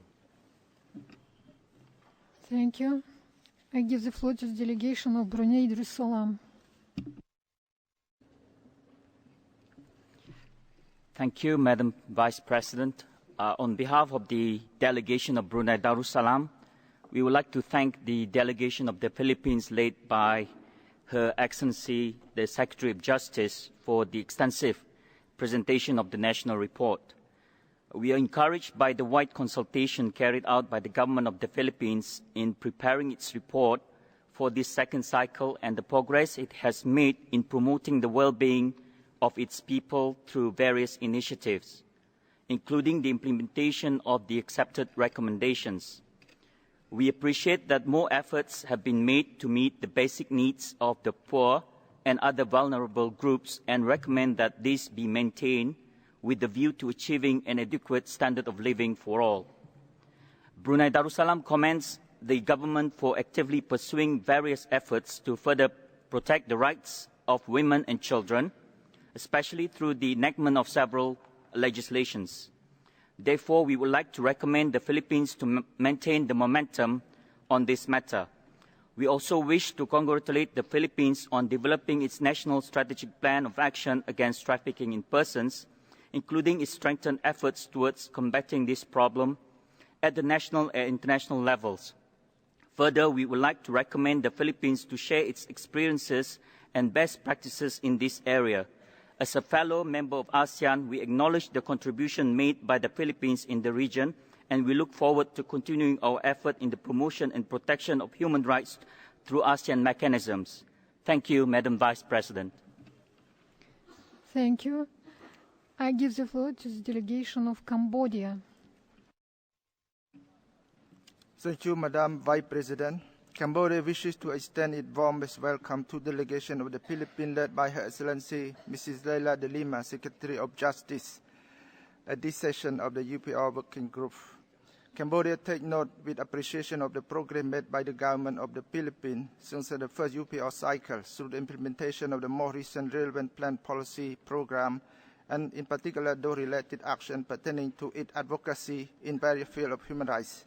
We welcome the Philippine Development Plan for 2011-2016, which aims to further achieve inclusive growth through the pursuit of the different MDGs. The country's effort in adopting the Human Rights Plan 2012-2007, including the notable measure that the Philippines has undertaken in the fight against human trafficking, are noteworthy. We appreciate the Philippine government effort to strengthen the justice system along with the country's accession to certain important international treaties, such as the OPCAT and the Rome Statute. The Philippines actively promote human rights within the region of South Asia. As a fellow member of ASEAN, we look forward to working with the Philippines through our regional framework, such as ASEAN Intergovernmental Commission on Human Rights and other related bodies. Obviously, human rights require a process of sustained and committed action. Therefore, we recommend that the country continue to intensify their effort in addressing all the remaining challenges of human rights, in particular in the field of promotion of economic growth and social protection and equity, with special attention given to women and children's rights through its ongoing program and plan of action. I thank you, Madam Vice President. Thank you. I give the floor to the delegation of Canada. Merci. Thank you. Despite the establishment of a human rights training program for the security forces in the Philippines as recommended during the UPR 2008, Human rights violations carried out by these forces are still serious and all too widespread. Could the Filipino delegation please inform us of the way in which the authorities intend to achieve the objectives established for the training programs, make sure that these training programs reach all members of the law enforcement bodies, and make sure that the consequences for anyone not complying with the principles taught during this teaching courses be real and will be applied. Canada recommends that the Philippines take into consideration issues of accountability and promote it by taking necessary measures to allow the agencies responsible, such as the Ministry of Justice, the National Police, the National Bureau for Investigation, the Commission for Human Rights, and the Ombudsman's bureaus to conduct inquiries on human rights violation allegations in an efficient, independent, and impartial way to ensure that justice be done. Second recommendation, that the Philippines promote the Draft Law 2817 approved by the Senate in July 2011, defining and sanctioning forced disappearances. Thirdly, that the Philippines disarm and dismantle all paramilitary and private militia, or short of a full dismantling, ensure that the army exercises real control over the militia, and that the Ministry of National Defense define the role of these militia and implement mechanisms so as to ensure that the militias be accountable for their actions. Canada takes note of President Aquino's commitment to promote and protect human rights and to address issues of corruption, rule of law, good governance, and poverty. It is with interest that Canada will take note of the second Plan of Action on Human Rights 2012-2017 when it will be adopted by the President. Thank you. I thank you, Canada, and give the floor to Chile.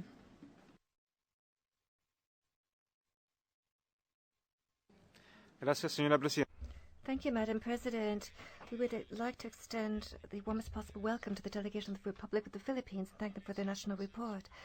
Chile would like to express its appreciation for the efforts made by the government of President Aquino to continue strengthening the way in which it treats human rights issues in a comprehensive fashion as a substantive item of the national agenda. We know something about the complexities represented by a rich and diversified ethno-cultural reality when it comes to finding the necessary consensus to live up to goals involved in making more swift progress, as we all wish, towards the solution of some specific pending issues. We note with satisfaction the progress achieved in the enactment of the Magna Carta of Women, which provides legal protection vis-à-vis all forms of violence and discrimination in the areas of employment, education, and instruction, and the law against torture, which identifies torture and other ill treatment as punishable criminal acts where criminal convictions can lead to life imprisonment. We'd like to make the following recommendations: that the country speed up its work towards the swift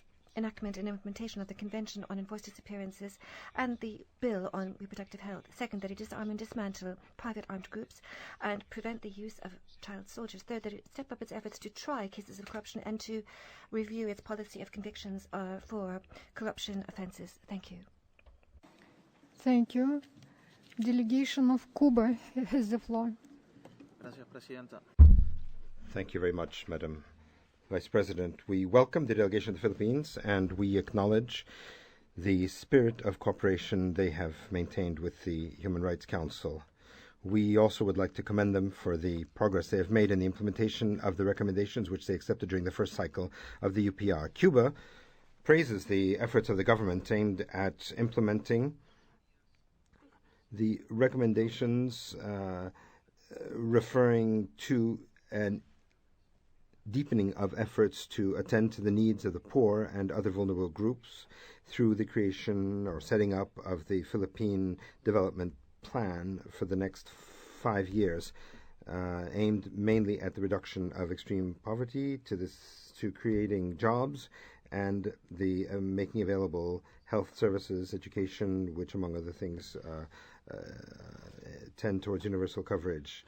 We also stress the broad legal framework developed over the last few years, which has made it possible to make progress in the implementation of a package of recommendations, specifically because of the impact that they have on the enjoyment of the rights by women and children. Among these, we would like to stress the Anti-Child Pornography laws, the Expanded Breastfeeding Promotion Act, Prevention of Torture, and the law on crimes against international humanitarian law. Cuba would like to recommend the following: continue to implement the policies to reduce poverty and also to ensure the enjoyment of socioeconomic and cultural rights. Thank you very much. I thank you, Cuba. Now the delegation of Denmark has the floor. Madam Vice President, Denmark warmly welcomes the Philippine delegation to Geneva and efforts taken to improve the country's human rights record since its first UPR examination. Denmark welcomes in particular the constructive steps taken by the government of the Philippines in the field of torture, which have served to give effect to several accepted UPR recommendations from the first UPR cycle and the ratification of the OPCAT as a means to better prevent the crime of torture. We would be grateful for further information on the time frame for the deposit of the instrument of ratification to the OPCAT. Denmark also commends the passing of the 2009 Anti-Torture Act as a positive step. Having noted that no prosecutions under this act have yet taken place, we would like clarification as to what the obstacles to its implementation are. While important steps have been taken to further human rights training for the security forces, we remain concerned by reports that state forces remain implicated in torture and ill treatment, as well as in forced disappearances and unlawful killings. Denmark recommends that the government of the Philippines effectively implement the 2009 Anti-Torture Act, with a particular focus on ensuring that all investigations and prosecutions of allegations of torture and ill treatment fully cover the possibility of command responsibility as stipulated in Section 13 of the Act, and that all alleged victims of torture and ill treatment have effective access to a medical evaluation of their injuries by institutionalizing the use of the Istanbul Protocol, including by providing guidelines to judges, prosecutors, forensic doctors, and medical personnel dealing with detained persons to detect and document physical and psychological trauma of torture. Denmark also recommends that the government of the Philippines prepare and implement an action plan for the establishment of an effective OPCAT-compliant national preventive mechanism with access to the necessary resources for it to adequately fulfill its mandate. I thank you, Madam Vice President. Thank you. I give the floor to the delegation of Ecuador. Gracias, señora presidenta. Thank you, Madam President. The delegation of Ecuador would like to extend an extremely warm welcome to the delegation of the Philippines, headed by Her Excellency Leila de Lima, Secretary, Department of Justice, and congratulates the delegation on the detailed presentation of its second cycle report. First of all, we would like to highlight the fact that in accordance with information provided by the Economic World Forum, the World Economic Forum, the Philippines was in the 8th position when it comes to bridging the gap between men and women in 4 areas related to participation and opportunities for women in the economic sphere: education and employment, empowerment and decision-making, and health and life expectancy. We'd like to highlight another positive aspect, the approval in 2010 of the rules of procedure for environmental cases related to the environment and its protection. This is a paradigm shift from a contemplative vision of the environment towards a vision aimed at guaranteeing the renewal of nature's life cycles, preserving its stability and regeneration. The reform allows any citizen to present complaints, to oblige the government and its institutions to live up to its duty to protect and preserve the environment. It also opens the possibility of having an environmental protection order handed down by a court, urging a person or a public institution to carry out or refrain from carrying out an act so as to protect, preserve, and rehabilitate the environment. We'd like to make the following recommendations. We'd like to highlight the ratification of the convention. We'd like to recommend that they improve the conditions of detention centers and that it continue with its efforts of preserving and ensuring the sustainability of the environment. Thank you very much. Thank you very much, Ecuador. And I give the floor to the delegation of Egypt.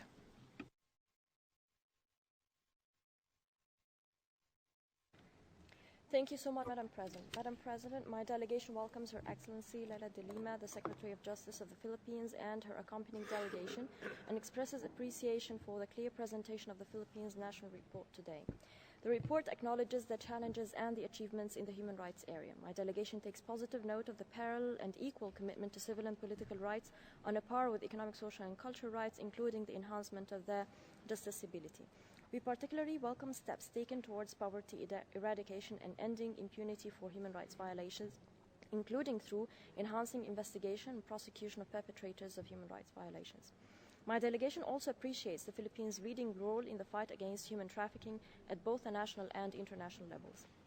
The Philippines demonstrates a declared commitment to the UPR, including the implementation of accepted recommendations from the first cycle. We take positive note of the steps taken to reinforce its legislative and operational frameworks, including the accession to a number of international human rights and other instruments, and their incorporation in national legislation. My delegation welcomes the adoption in 2009 of the Magna Carta for Women, the Anti-Child Pornography Law, as well as the Anti-Violence Against Women and Their Children Act, and in addition, my delegation would like to learn more on steps taken in the area of improving child and maternal health. Finally, my delegation would like to present the following recommendations: to continue to consolidate national action aimed at prohibiting torture, to continue human rights education and training programs, including for security and law enforcement officials, to continue to uphold and enact national laws and legislation in accordance with the universally agreed human rights standards it has signed up to, and to further consolidate its national human rights infrastructure, including support to the Commission on Human Rights. Thank you, Madam President. Thank you very much, Egypt. I give the floor to the delegation of France. Merci, Madame la Thank you, Madam Vice President. France would like to thank the delegation of the Philippines for the presentation of its national report. France is concerned by the forced disappearances and extrajudiciary killings which take place in the Philippines in a climate of impunity and which are aimed primarily against journalists and human rights defenders. France recommends that the Philippines ratify the Convention Against Forced Disappearances without delay, and that it criminalize forced disappearances and extrajudiciary killings in its national legislation. France recommends that independent and impartial inquiries be conducted in relation to all forced disappearances and extrajudiciary executions, and that the perpetrators of these crimes be brought to justice. France recommends that the necessary measures be taken to provide adequate protection to journalists and human rights defenders. It recommends that there be a guarantee that armed forces and the police benefit from human rights training.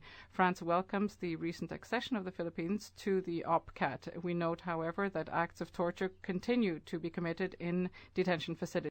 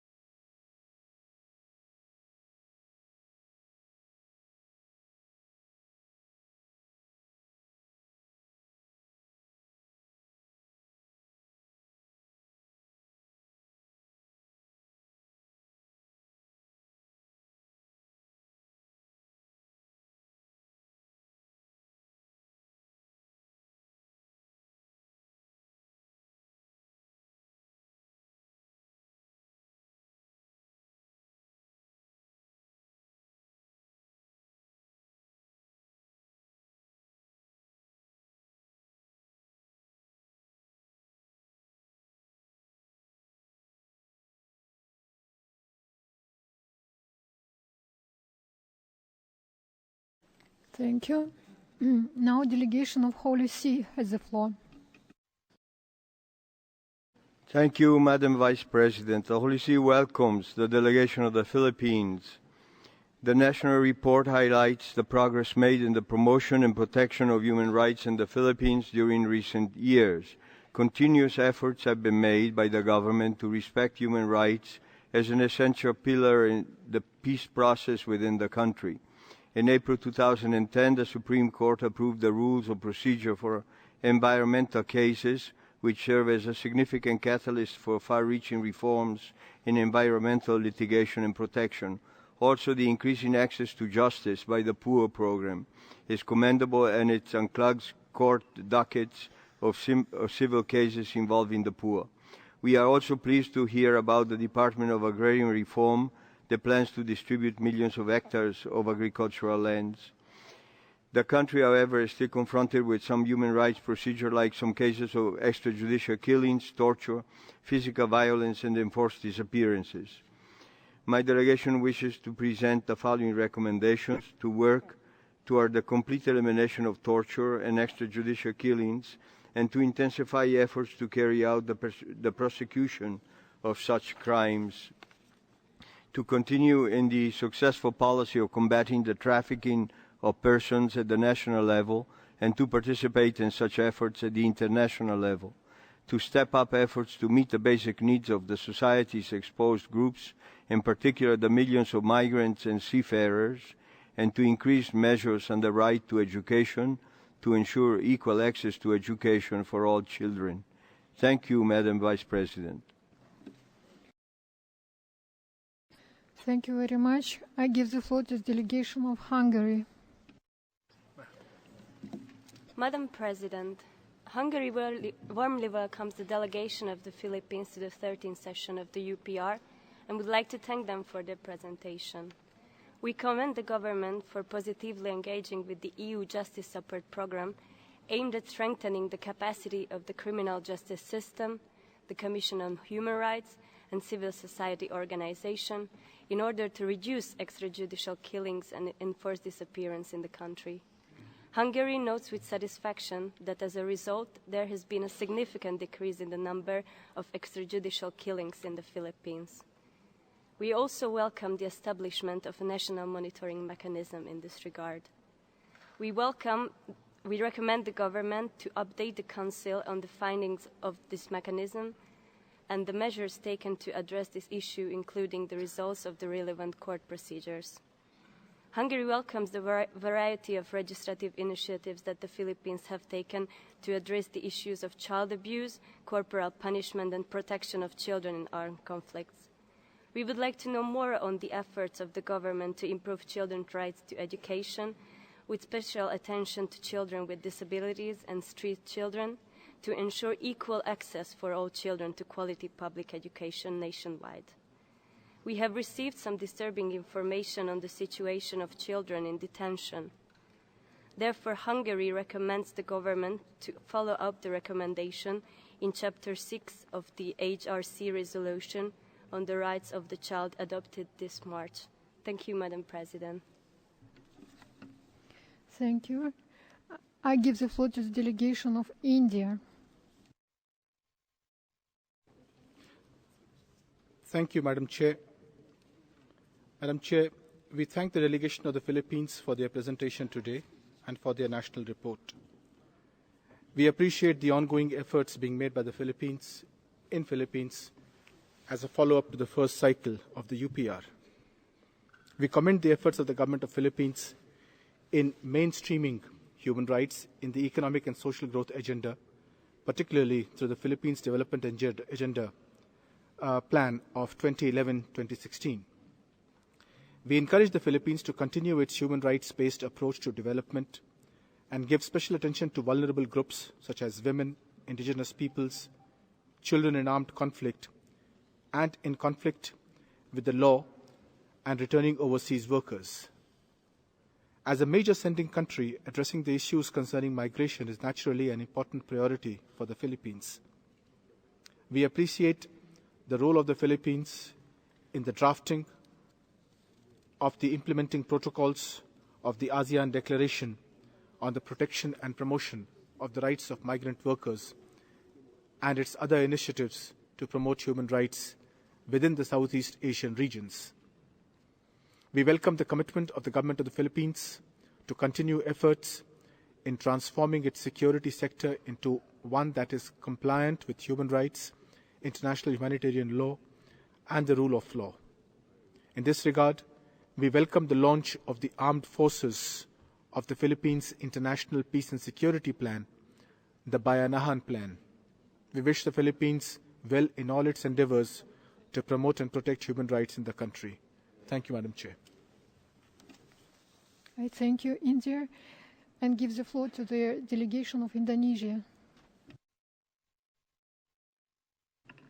Thank you, Madam President. My delegation would like to thank the delegation of the Philippines headed by Her Excellency Leila de Lima, Secretary of Justice, for their comprehensive national report and continued engagement in the UPR process. Indonesia commends the Philippine government for their clear and robust human rights agenda in the country, reflected in the 16-point agenda known as the Social Contract and further in the Second Philippine Human Rights Plan 2012-2017. The Philippines Development Plan 2011-2016 that exhibits a strong human rights mainstreaming and approach in the national economic and social development agenda also deserve our appreciation. The establishment of the Human Development and Poverty Reduction Cluster focusing on the Filipino poor and marginalized segment of society is instrumental, not only in improving their overall quality of life, but also in achieving the MDGs. Madam President, my delegation welcomes various measures and initiatives in addressing cases of or reports of past incidents of extrajudicial killings, enforced disappearance, and torture in the country. These include the FJAS program, the Joint Coordinating Center on Private Armies, and the National Monitoring Mechanism. Indonesia therefore recommends that the Philippine authorities continue their efforts in this regard. As a trans-border issue, trafficking in person requires both national efforts and international cooperation. The Philippine Interagency Council Against Trafficking has been successful in bringing perpetrators into justice, providing assistance to victims and witnesses, and raising awareness of this malicious act. My delegation wishes to recommend that the Philippines steps up its collaborative efforts at the regional and international level, including in the ASEAN Senior Official Meeting on Transnational Crime Working Group on Trafficking in Person.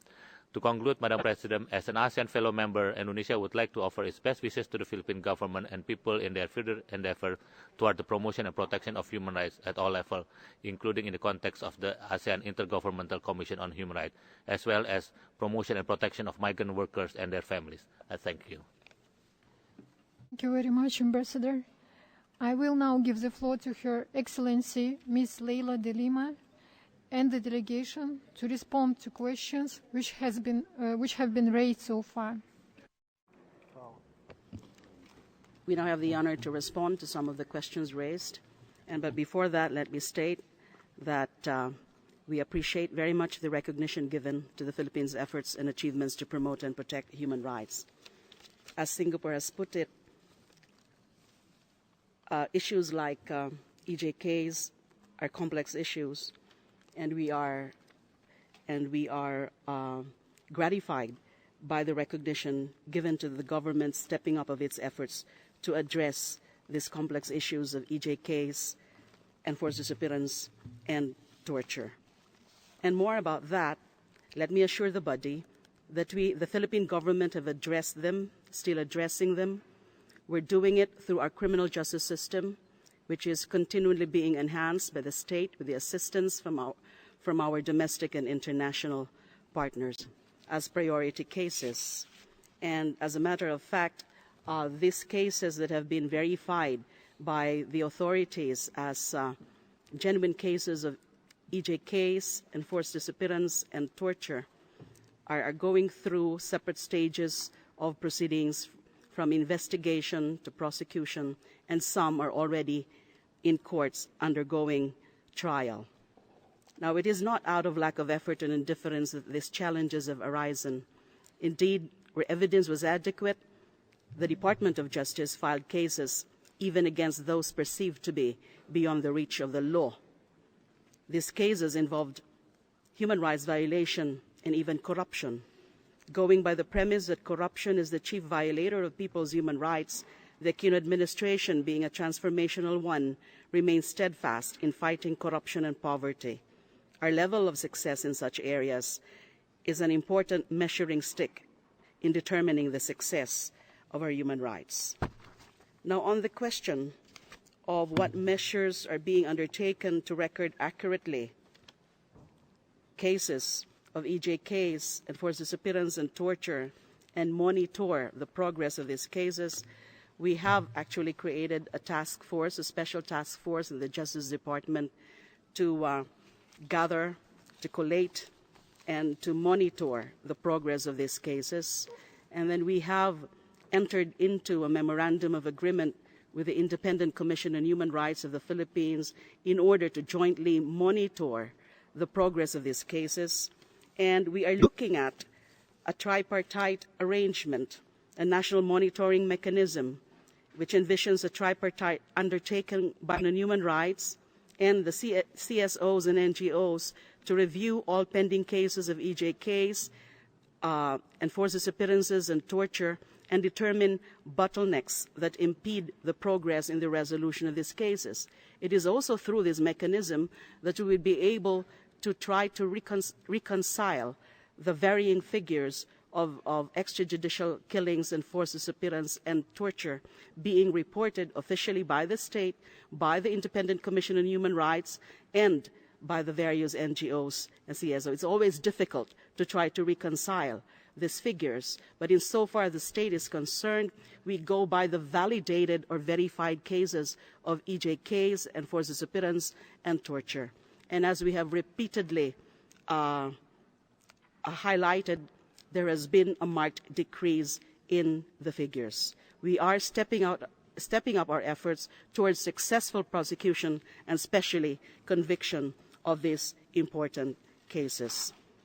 Now, on the availability and accessibility of remedies to human rights violations and to human rights victims, and this particular question was raised by the United States with respect to access to justice, we have the legal remedies, the extraordinary writs of amparo and habeas data, and there have been several cases filed with the Supreme Court, and some of these cases had been resolved already by the Supreme Court, which lead to express directives from the Supreme Court to continue to hold accountable those behind the cases of extrajudicial killings and enforced disappearance. We have also improved access to justice to human rights victims, and for that matter, in all types of cases, the elimination of the filing fees for the filing of criminal cases or criminal complaints with the Justice Department. And we have concrete efforts towards strengthening of the Witness Protection Program. Based on our experience, whenever witnesses are covered by our Witness Protection Program, there is a very great probability or possibility of convictions.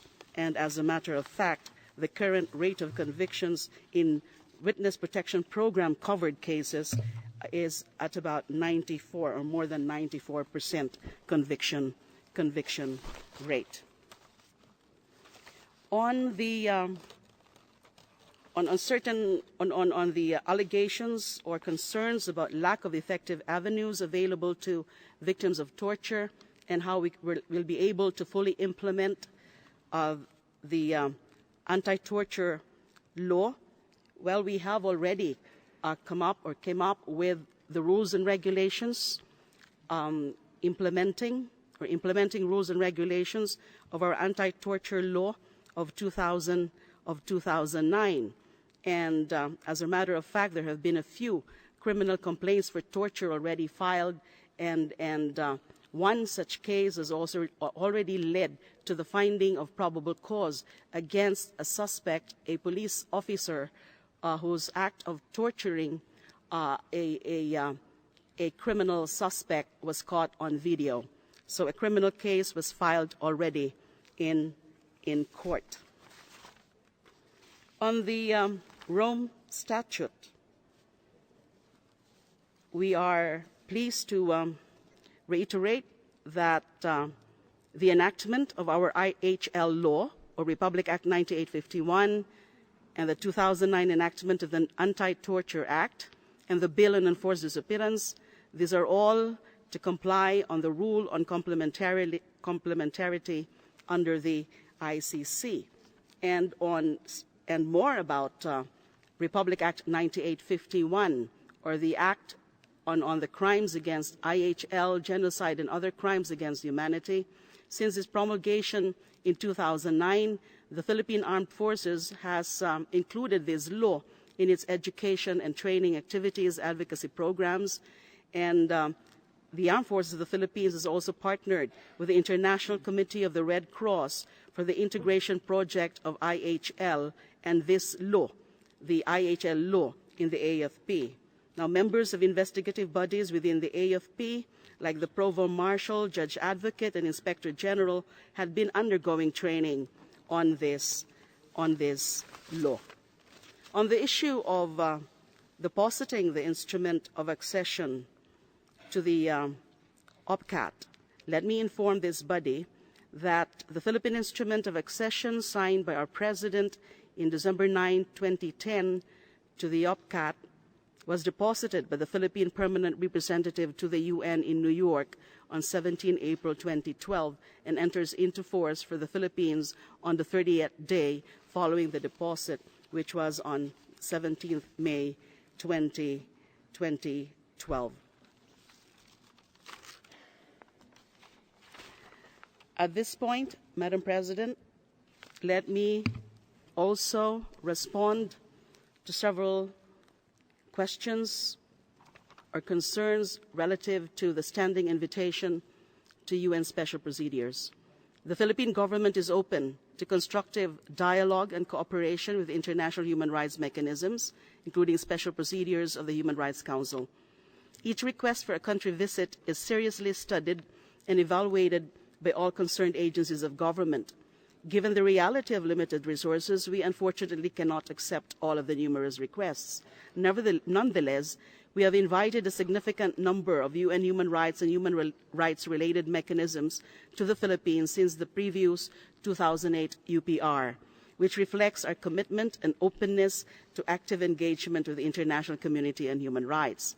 And this includes the visit last December 2008 and in April 2011 of the Special Representative of the Secretary General on Children in Armed Conflict, and also of the Special Representative of the Secretary General for Disaster Risk Reduction in January and in April of this year following the devastating typhoons in the country. The UN Special Rapporteur on Trafficking in Persons, especially women and children, has been invited to visit the country this year. After a review of pending requests, we are pleased to announce that the government is inviting the Special Rapporteur on internally placed persons for an official country visit to the Philippines. While the issuance of a standing invitation shall remain under study, the government will seek to further enhance its engagement with the special procedures of the Human Rights Council. At this point, Madam President, let me give the floor to some of my colleagues, some of the members of the Philippine delegation, to further dwell on certain other issues or questions raised on the floor, beginning with those on women's rights. May we call on, or may we ask our colleague, Executive Director Versosa of the Philippine Commission on Women. Thank you, Madam President.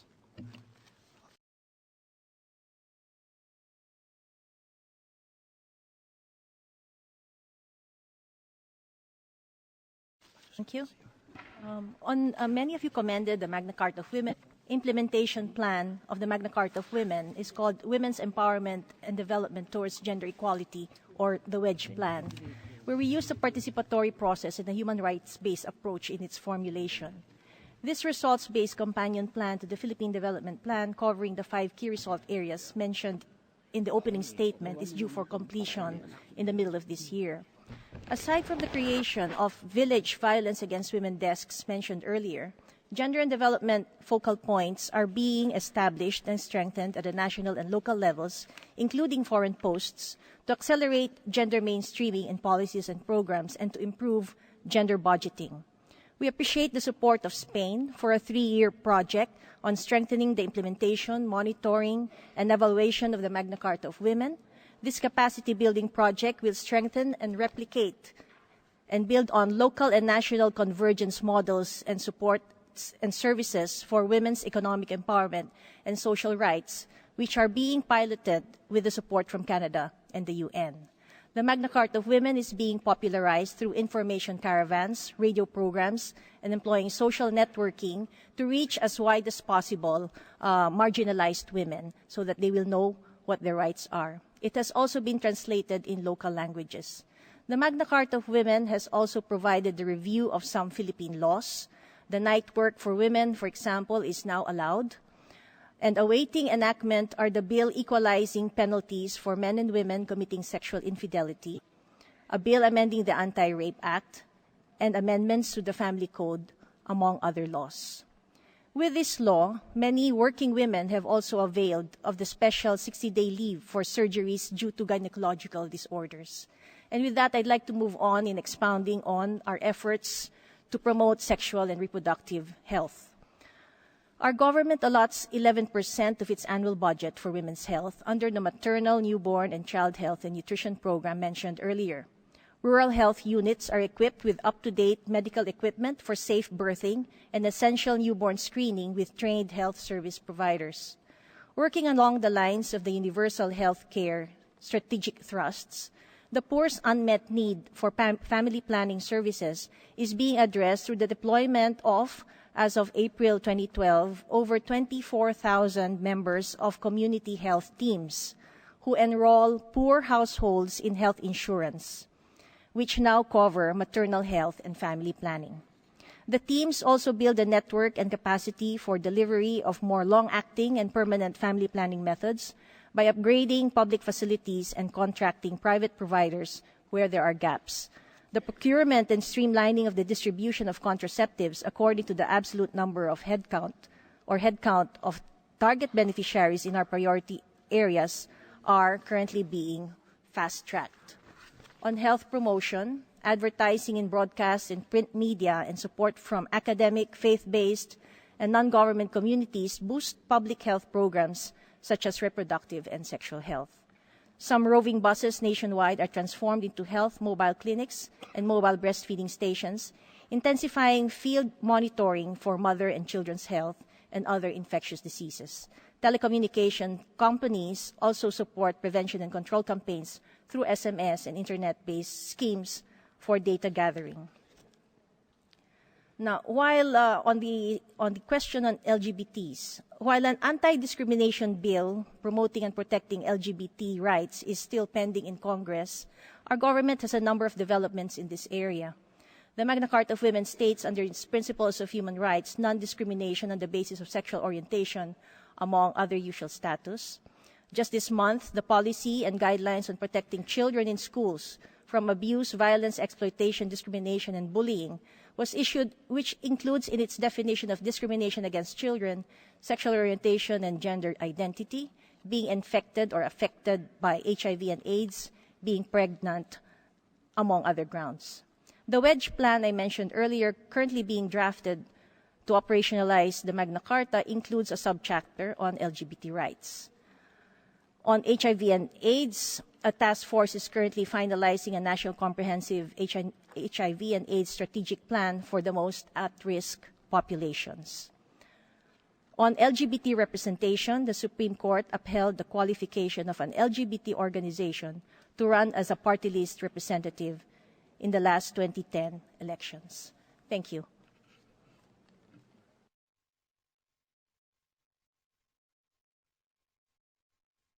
Madam President, may we call next on our Undersecretary of the Department of Social Welfare and Development to respond to certain issues concerning children's rights and those of PWDs.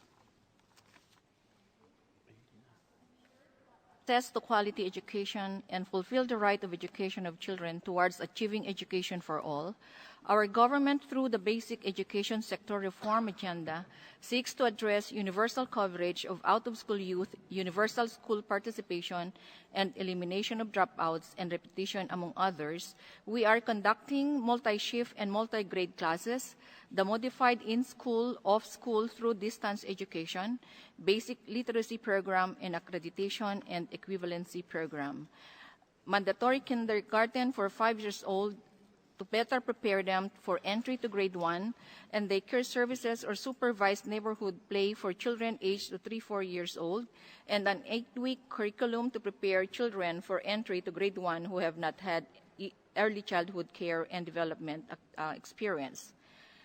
On the area of health, we are very pleased to share with you that the latest 2008 National Demographic and Health Survey, the infant mortality rate declined from 35 infant deaths per 1,000 live births in 1993 to 1997 to 25 deaths per 1,000 live births in 2003-2007. To continuously improve this, the reduction of infant mortality rate, the strategies include essential newborn care through providing birthing services for mothers, Newborn Screening Act of 2004 and Newborn Hearing Act of 2010 provide all hospitals to undertake newborn screening and to infants for early detection of disability. And then we have integrated management of childhood illnesses, micronutrient supplementation, infant and young child feeding through breastfeeding, expanded program on immunization and injury prevention.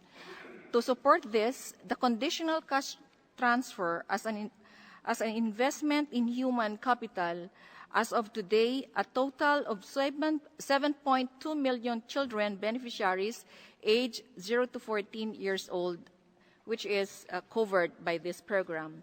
And just to share and to respond to one of the concerns, if we can share the initial impact on the CCT, there was a study done in 2011 on the initial along school attendance. There is a noted improvement in school enrollment and attendance in Pantawid, Pamilya, or CCT areas as evidenced by the following. There is an increased growth rate of the number of students in public elementary schools in program areas from 0.6% in 2004 to 2007 to 3.5% in 2008 to 2010. There is also an increase in the number of students in public secondary schools in the same areas from 0.5% in 2004 to 2007 to 3.2% in 2008 to 2010. In the area of child labor, we wish to inform you that our government is stepping up its efforts for the elimination of the worst forms of child labor through rescuing of child laborers in hazardous and exploitative working conditions, the provision of livelihood program for their parents, eliminating child labor in the tobacco industry, and then the provision of integrated services for migratory sugar workers project. In the area of corporal punishment, we are very pleased to share with you that there is a bill that has already been approved in the lower house on positive and non-violent discipline. Likewise, we are very happy to share with you that the government's child policy on social protection in schools was launched in May of this year. It protects children from all forms of violence, including bullying, and the salient features include the creation of Child Protection Committee in every school, the training of teaching and administrative personnel, and the referral and monitoring system. In the area of our anti-child pornography, to fully implement and ensure its effective implementation, an anti-child pornography council was created, composed of government, non-government organizations, including organizations of internet service providers. In the area of violence against children, we wish to inform that we have adopted a national strategic framework for action to end violence against children with a 3-year action plan and the organization of a national network to monitor its implementation. A baseline survey will be conducted in 2013 to determine the prevalence of potential risks and protective factors, among others. In the area of children in armed conflict, there is already a bill on the special protection of children in situation of armed conflict that has been passed at the lower house and is ready for deliberation in the Senate. This bill on the special protection of children provides for a comprehensive protection, rehabilitation, and reintegration of children who are involved, affected, and displaced by reason of armed conflict. Thank you, Madam Vice President.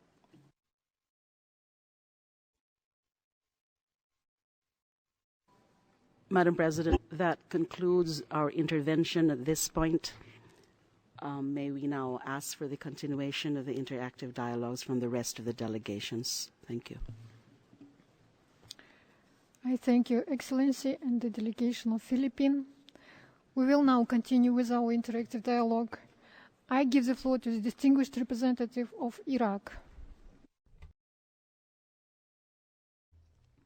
Headed by the Secretary of State for Justice, Madam Leila de Lima, and her delegation. We examined with interest the national report of the Philippines, and we commend the Philippines on the implementation of recommendations accepted in the last UPR, as well as the implementation of voluntary commitments. We take note of the social contract with the Filipino people as a governmental program for the promotion and protection of human rights, as well as the Human Rights Action Plan adopted for the period 2007-2012, aimed at mainstreaming a human rights perspective in development and good governance. We also note the improvement of the human rights standards on the national level through the adoption of the Magna Carta of Women in 2009, and the adoption on the anti-child pornography law in 2009. We have the following recommendations. 1, to accede to the International Convention for the Protection of All Persons from Enforced Disappearance, and the 2 ILO Conventions 169 and 189. 2, we recommend to take on the challenges facing the Philippines Human Rights Commission and strengthen it on the institutional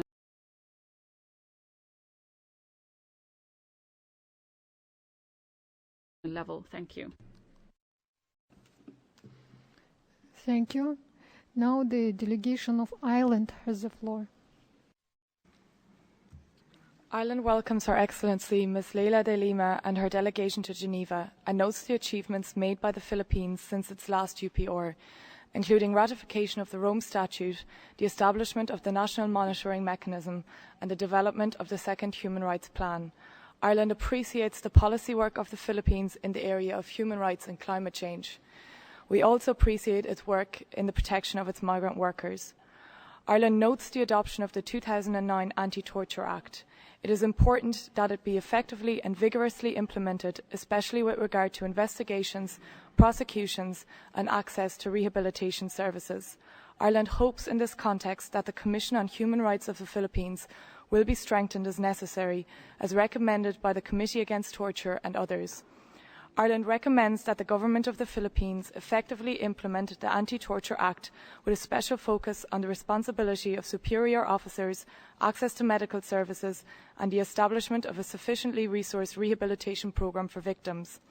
Ireland notes recent efforts made by the Philippines to ensure the protection of human rights defenders, but remains concerned about reports from civil society of arrest, detention and intimidation of human rights defenders. Ireland recommends that the Philippines enhance its cooperation with the Special Rapporteur on the situation of human rights defenders, including by accepting the mandate holder's request to visit the country, and finally, to take urgent measures to end extrajudicial killings and enforced disappearances of human rights defenders, to investigate all cases and to bring those responsible to justice.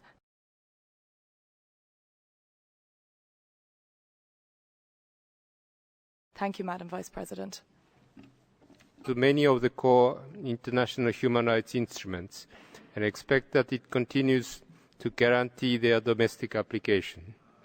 Japan also recommends that the Philippines ratify the Convention on the Protection from Enforced Disappearances in a timely manner, as was recommended during the previous review. Japan also commends the follow-up measures on another recommendation which called for the complete elimination of torture and extrajudicial killings, in particular in the area of capacity building by the government officials charged with investigation and prosecution. At the same time, we understand that political killings continue to be a significant human rights issue. Japan recommends further capacity building, such as through human rights education targeting government authorities, particularly law enforcement agencies, and an effective implementation of national oversight mechanism. Japan applauds the steady progress that has been made regarding measures to combat human trafficking since the previous review, including a strict crackdown on cases of human trafficking, consolidation of the legislation, and the establishment of shelters for women and children. However, we note that the visit by the Special Rapporteur on trafficking in persons, especially women and children, has been postponed to November. Given that a large number of women and children continue to be trafficked for purposes of sexual exploitation and forced labour, Japan recommends that the Philippines ensure the effective enforcement of domestic legislation and further strive to eradicate human trafficking through cooperation with the international community, including by accepting a visit by the Special Rapporteur. Japan will continue to fully cooperate with the Philippines in these endeavours. Thank you, Madam President.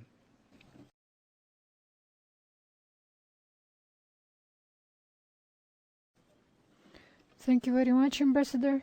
I give the floor to the representative of Lao People's Democratic Republic. Thank you, Madam Vice President. As an ASEAN fellow country, Laos delegation warmly welcomes the delegation of Philippines, led by Her Excellency Leila de Lima, Secretary of Justice, to the second UPR, and we wish to express our appreciation for the comprehensive national report, including updated information in the area of promotion and protection of human rights since the previous UPR. My delegation congratulates the achievement made by the government of the Philippines to attain political stability, equality, and social justice. It has made massive progress in economic development and fighting against poverty, such as improving the life of her citizens by promoting universal primary education and improving local health standards. We note that the Philippines is a party to many conventions and fully participates in the implementation of the regional and international human rights legal instruments, such as CRPD, OPCAT, and the Rome Statute. We therefore encourage the government of Philippines to strengthen its cooperation with the UN, other international organizations, and all the stakeholders to overcome the remaining constraints and challenges and ensure the fulfillment of the rights of its citizens. Thank you, Madam Vice President. Thank you very much. I give the floor to the delegation of Latvia. Madam President, Latvia would like to thank the delegation of the Philippines for the comprehensive national report, its presentation today, and their constructive engagement in the UPR process. After studying carefully national report and other relevant documents, we note that in 2012 the Philippine government has extended an invitation to the Special Rapporteur on trafficking in persons to visit the country.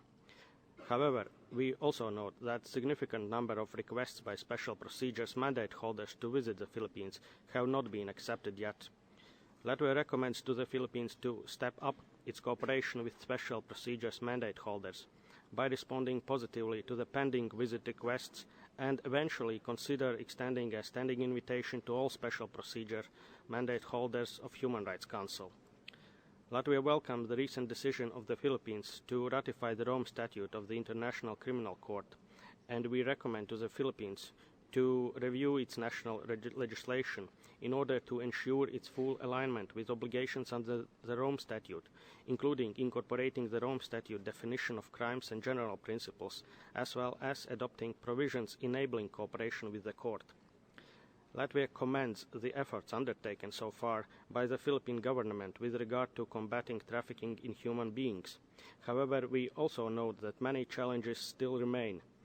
We are concerned about the reports of large number of women and children trafficked for sexual exploitation and forced labor. We recommend to further strengthen the measures to combat human trafficking and to provide the necessary assistance to the victims of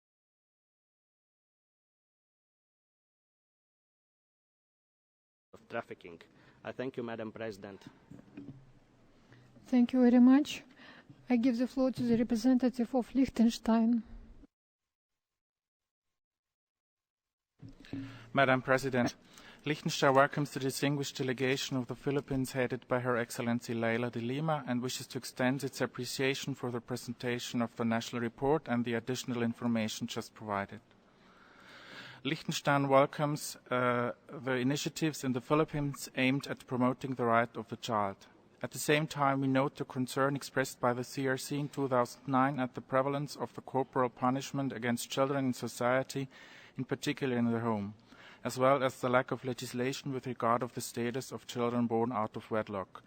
Liechtenstein therefore wishes to recommend that the Philippines intensify its awareness-raising campaign on the harmful effect of corporal punishment and on the use of alternative and non-violent forms of discipline in a manner consistent with the child's dignity.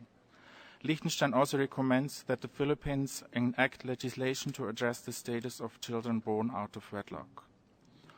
Liechtenstein commends the Philippines for the various initiatives to address violence against women. In this context, we note, however, that the CRC expressed concerns at the increasing number of cases of domestic violence. Liechtenstein therefore recommends that the Philippines intensify efforts to fight violence against women by public awareness campaigns, by adequately resorting to relevant initiatives, and by training law enforcement personnel. Liechtenstein welcomes the Philippines' ratification of the Rome Statute of the ICC. In this regard, Liechtenstein recommends that the Philippines fully align its national legislation with the Rome Statute, including by incorporating the definition of crimes and principles and accessing to the Agreement on Privileges and Immunities of the Court. Furthermore, Liechtenstein recommends that the Philippines ratify the Kampala amendments to the Rome Statute. Thank you, Madam President. Thank you very much. I give the floor to the delegation of Madagascar.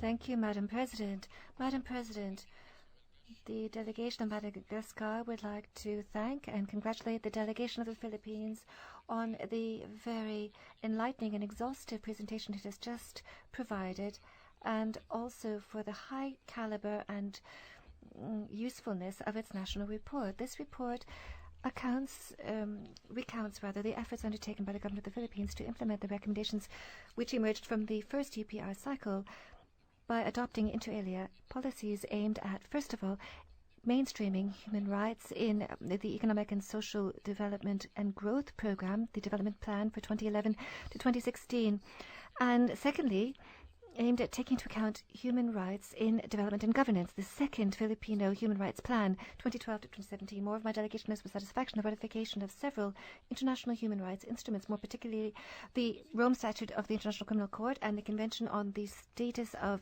Stateless Persons of 1954, as well as the optional protocol to the Convention Against Torture and other cruel and inhuman degrading treatment and punishments. All of these steps attest once again to the resolve shown by the Philippines to live up to its commitments in the area of the promotion and protection of human rights.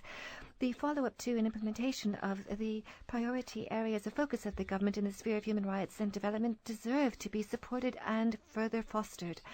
Moreover, however, my delegation would like to recommend that the government of the Philippines extend a standing invitation to the special procedures of the Human Rights Council. Moreover, this attests to the genuine cooperation shown by the country with the mechanisms introduced to ensure better respect for human rights. Madam President, the true application of international obligations in the area of human rights is not always an easy matter, given ongoing constraints and difficulties. However, I would still say I am convinced that the government of the Philippines will spare no effort to improve the human rights situation in the country. Thank you very much. Thank you. I give the floor to the delegation of Malaysia. Thank you, Madam Vice President. Malaysia wishes to extend a very warm welcome to Her Excellency Madam Leila de Lima and her delegation to this session of the UPR Working Group, and we thank the delegation for their comprehensive and detailed presentation of the report. Malaysia welcomes the positive development in the country as well as efforts that have been undertaken by the Philippines to implement its accepted recommendation. We are encouraged by the progress made in the advancement of economic, social, and cultural rights under the auspices of the Philippine Development Plan 2011-2016. We also note with appreciation the serious effort by the Philippines in mainstreaming human rights in the government and the Philippine society with the creation of the second Philippine Human Rights Plan 2012-2017. My delegation in particular pleased with the creation of several new laws on women and children's rights, in particular the Magna Carta on women. As a close neighbor and fellow Asian member, Malaysia and the Philippines share many similar concerns and priorities. Among these include poverty eradication as well as socio-economic development. In this regard, we note the government's efforts in eradicating poverty and in meeting the basic needs of the poor and the other vulnerable groups. Madam Vice President, for their consideration, we wish to recommend the Philippines to provide more resources to support the effective implementation of the Magna Carta of Women and to redouble its effort in the area of health, wealth distribution, and poverty eradication, including by allocating adequate human and financial resources and providing support and material assistance to the vulnerable group in the rural areas. Thank you.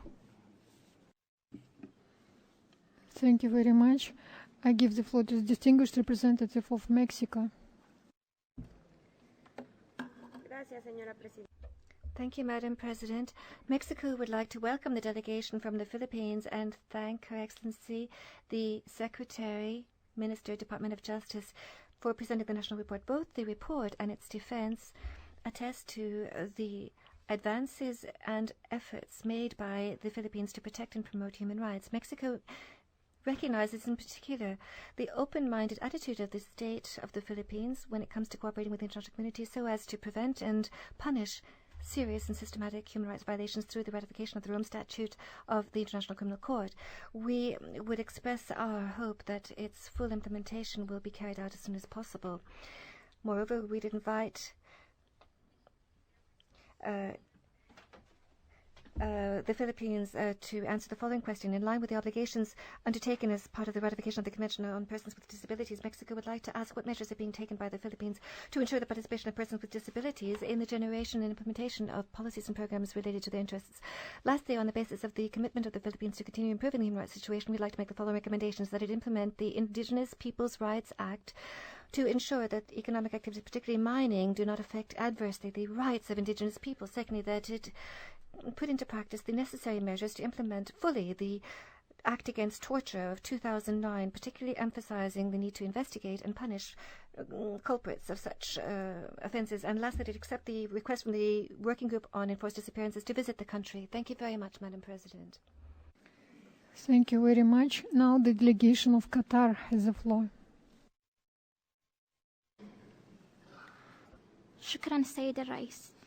بداية أود أن Thank you very much, Madam President. Let me begin by welcoming the Minister of Justice and her delegation.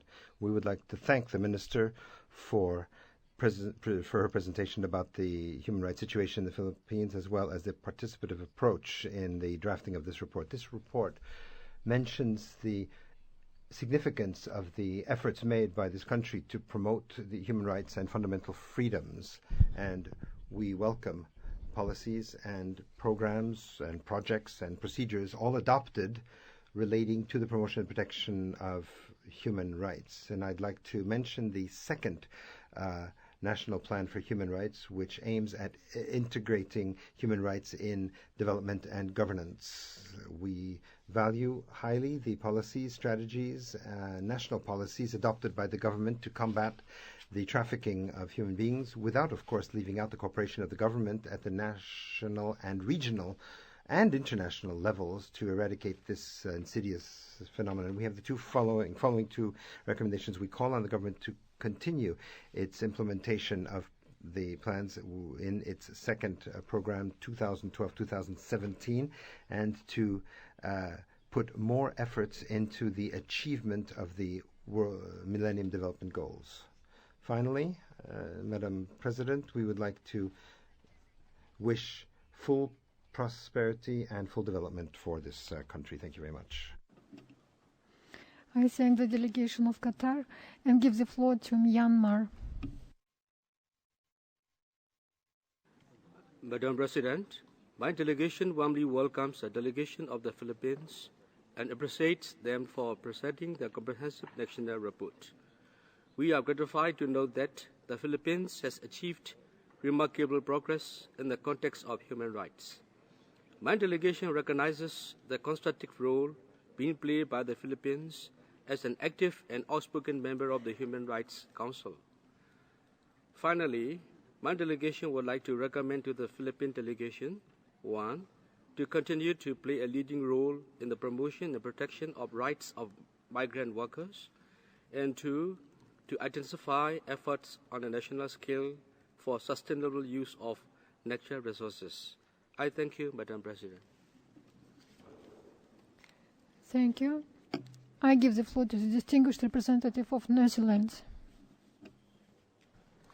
Madam Vice President, the Netherlands would like to thank the Honourable Secretary de Lima for her introduction of the National Report of the Philippines. It would like to acknowledge the continued commitment of the Philippines to improving the human rights situation of its citizens and to commend the Philippines with its accession to the Statute of the International Criminal Court. It is grateful for the answers to its written questions on sexual and reproductive rights, on impunity and on trafficking in human beings. Madam Vice President, the Netherlands would like to recommend the government of the Philippines the following. First, to provide complete and accurate information and access to all methods of family planning, irrespective of sex or religion, and to embed this policy in a legal framework with the adoption of the pending Reproductive Health Bill. Second, to address concerns about impunity through reforms in the criminal justice system, as well as by ensuring the speedy investigation, arrest, prosecution, trial and conviction of perpetrators, and by revoking Executive Order 546, which has been used as a basis for arming civilian volunteer units. Third, to keep up the fight against human trafficking, illegal recruitment and labor exploitation, including the exploitation of domestic workers, especially of women. Thank you, Madam Vice President. Thank you. I give the floor to New Zealand. Thank you, Madam Vice President. New Zealand welcomes the delegation of the Philippines and thanks them for their comprehensive presentation and national report. As the report demonstrates, there have been positive developments in a number of areas. We welcome the priority that the Philippine government has placed on improving transparency and accountability, the mainstreaming of human rights and development plans, and specific measures such as the human rights desks in armed forces and national police. New Zealand welcomes the ratification of the Rome Statute of the ICC. We would be grateful for an update on steps taken to ensure that national legislation is in full alignment with the obligations under the Rome Statute. New Zealand commends the recent ratification of the optional protocol to the Convention Against Torture and recommends that the Philippines start an open, transparent and inclusive consultation on the most appropriate national preventive mechanism.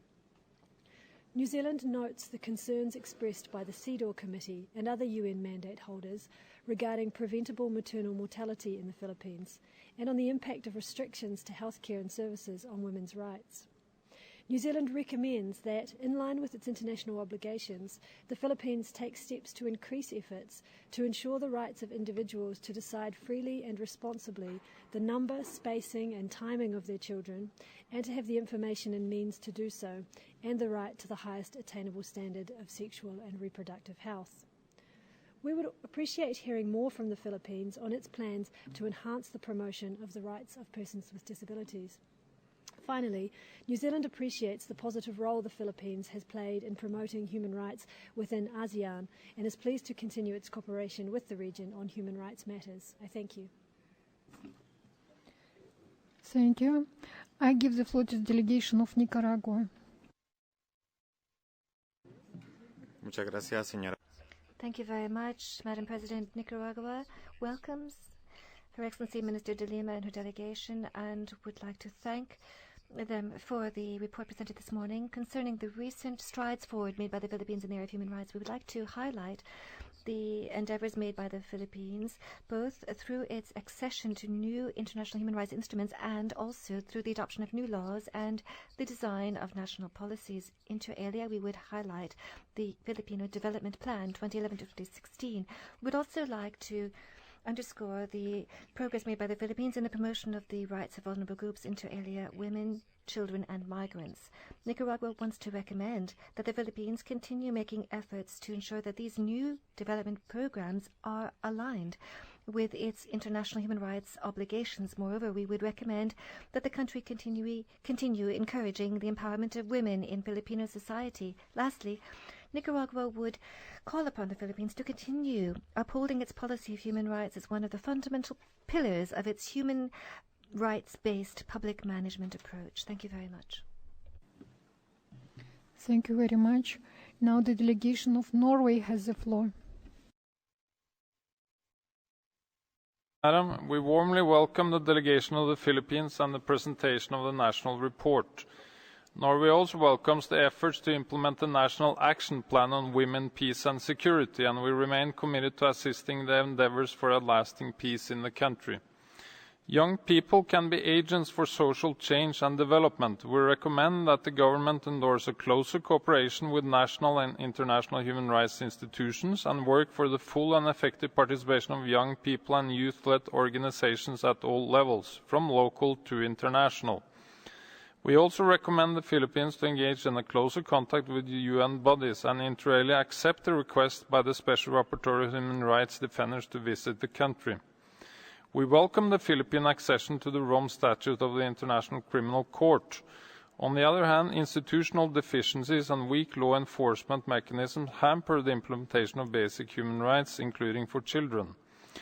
We therefore recommend that immediate measures be taken to effectively implement the Juvenile Justice and Welfare Act of 2006. We also recommend that victims of trafficking, often young people, are recognized as such and provided with protection and assistance. According to the Commission on Human Rights in the Philippines, police and military forces continue to be among the top human rights violators. We recommend that the authorities embark on substantial reform of its judicial system in order to achieve progressive development for human rights.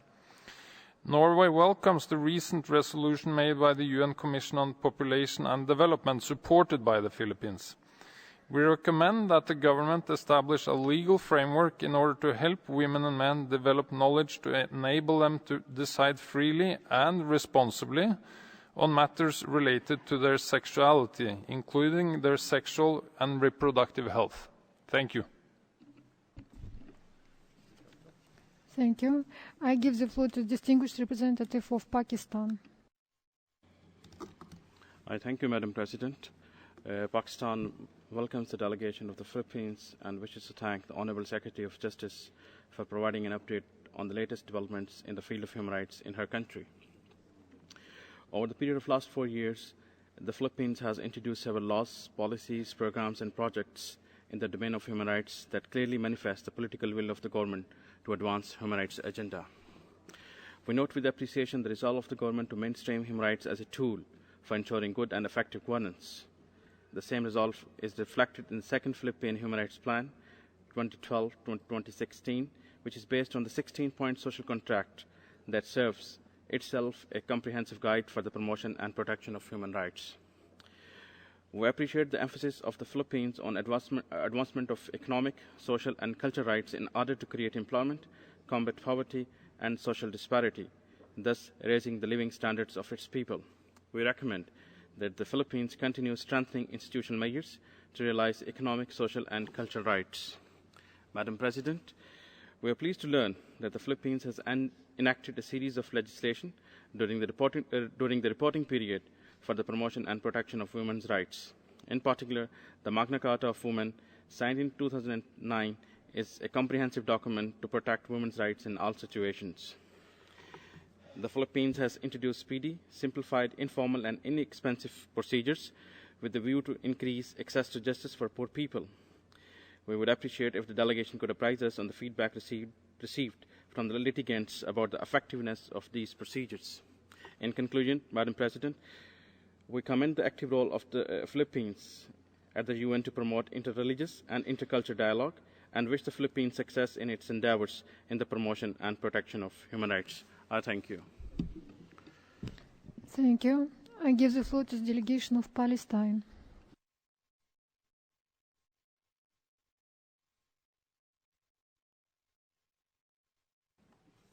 Thank you, Madam Vice President. يرحب وفد بلادي بوفد الفلبين الموقر.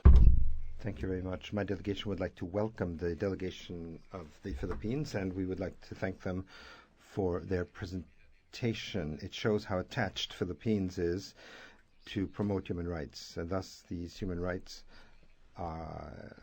support governance, and the government is making significant efforts to respect human rights and is pursuing its efforts to promote economic, social, and cultural rights without leaving out the efforts aimed at promoting the rights of women and children. And finally, I would like to mention the complementary mechanism to strengthen civil and political rights. The concept of human rights is an integral part of the policies, plans, and programs which have been adopted within the framework of the development plan, which guides the government for economic and social development. And on this score, we would welcome the ratification of the Philippines of the 1954 Convention on Statelessness. This has made it possible for stateless persons to be dealt with on an equal footing with foreigners who live in the Philippines, and we welcome the ratification of the Rome Statute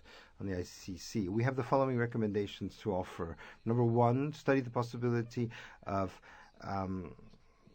ratifying the optional protocol to the optional protocol on economic, social, and cultural rights, and the optional protocol to the Committee against of the Convention Against Torture, and to adopt plans of action on the national level in order to promote human rights. Finally, we would like to wish every success to this country. Thank you very much.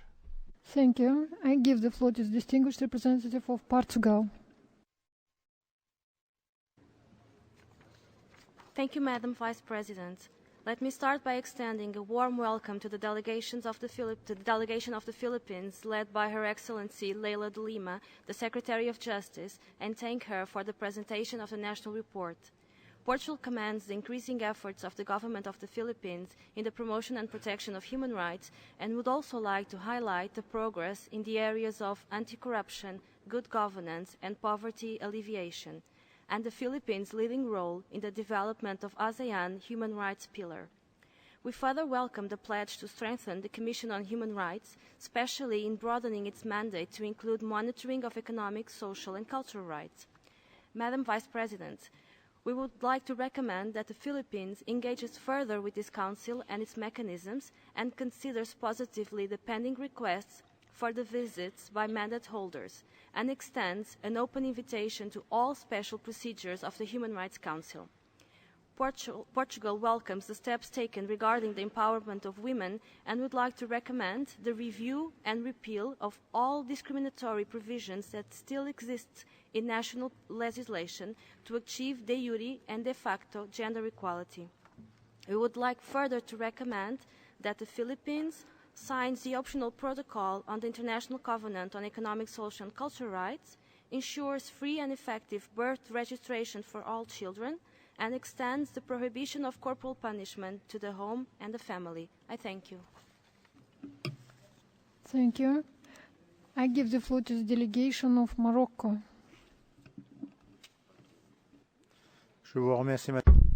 Thank you very much, Madam President. Let me begin by welcoming Her Excellency Madam Leila de Lima and commend her for the quality of this report, which reflects very well the efforts of the government of the Philippines for the promotion and protection of human rights.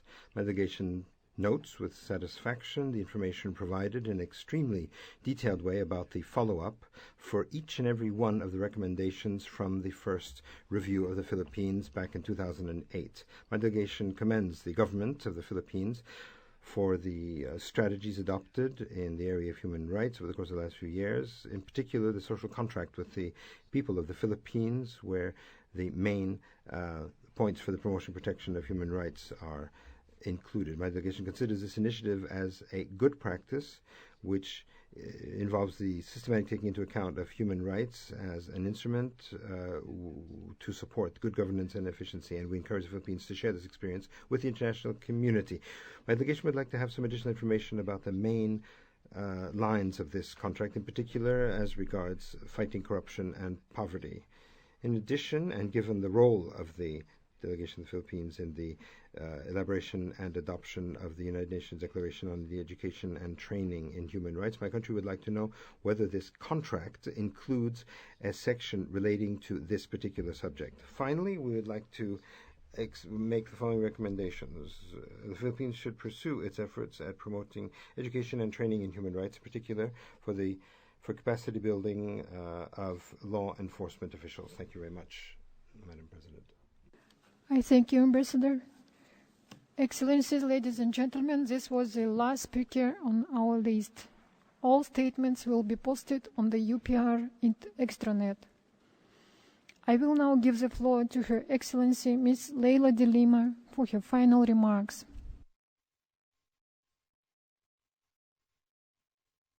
Madam President, I thank again the comments and recommendations expressed by the countries, including the second round of interactive dialogue. We need to respond to a few questions. First is the request of Laos on the updates on trafficking, on the efforts of the Philippine government in combating trafficking. We have actually elaborated on this in our national report and in our opening statement. Chiefly, the most significant gain in this is the significant increase in the prosecution and conviction of traffickers. And with such a short time of this administration, we have more than doubled the prosecution rate in this area. We have rescue operations. We have created national, local, and regional task forces to conduct rescue, entrapment of traffic victims. We have stepped up. We have maximized awareness raising a program relative to trafficking, especially in rural areas. On the question of New Zealand, on how the Philippines would align domestic legislation to the Rome Statute, we have also covered that in our first round of intervention by citing the domestic laws which have recently been enacted to further or to ensure implementation of the commitments under the Rome Statute by virtue of the recent accession of the Philippines to the statute. On the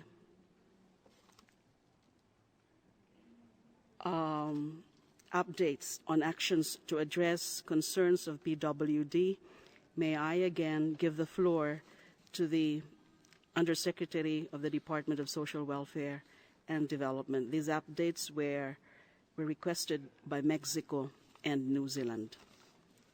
Thank you. The Magna Carta for Persons with Disabilities is the most comprehensive law which provides for the enjoyment of basic rights and privileges of the persons with disabilities along health, education, employment, protection from any form of discrimination, participation, and others. In support of this, the following are the current initiatives. 1, the persons with disabilities enjoy 20% discounts in the purchase of medicines and food hospitalization, transportation and entertainment and lodging establishment, and 5% discount on purchases of basic and prime commodities. The government has also laid down policies and mechanisms for persons with disabilities in exercising their right to vote through the setting up of satellite registration sites and provision of assistance needed during election exercise. Likewise, the persons with disabilities are actively engaged in policy and decision-making at the national and sub-national levels through their membership in the National Council on Disability Affairs and the Regional Committee on disability affairs in 17 regions of the country.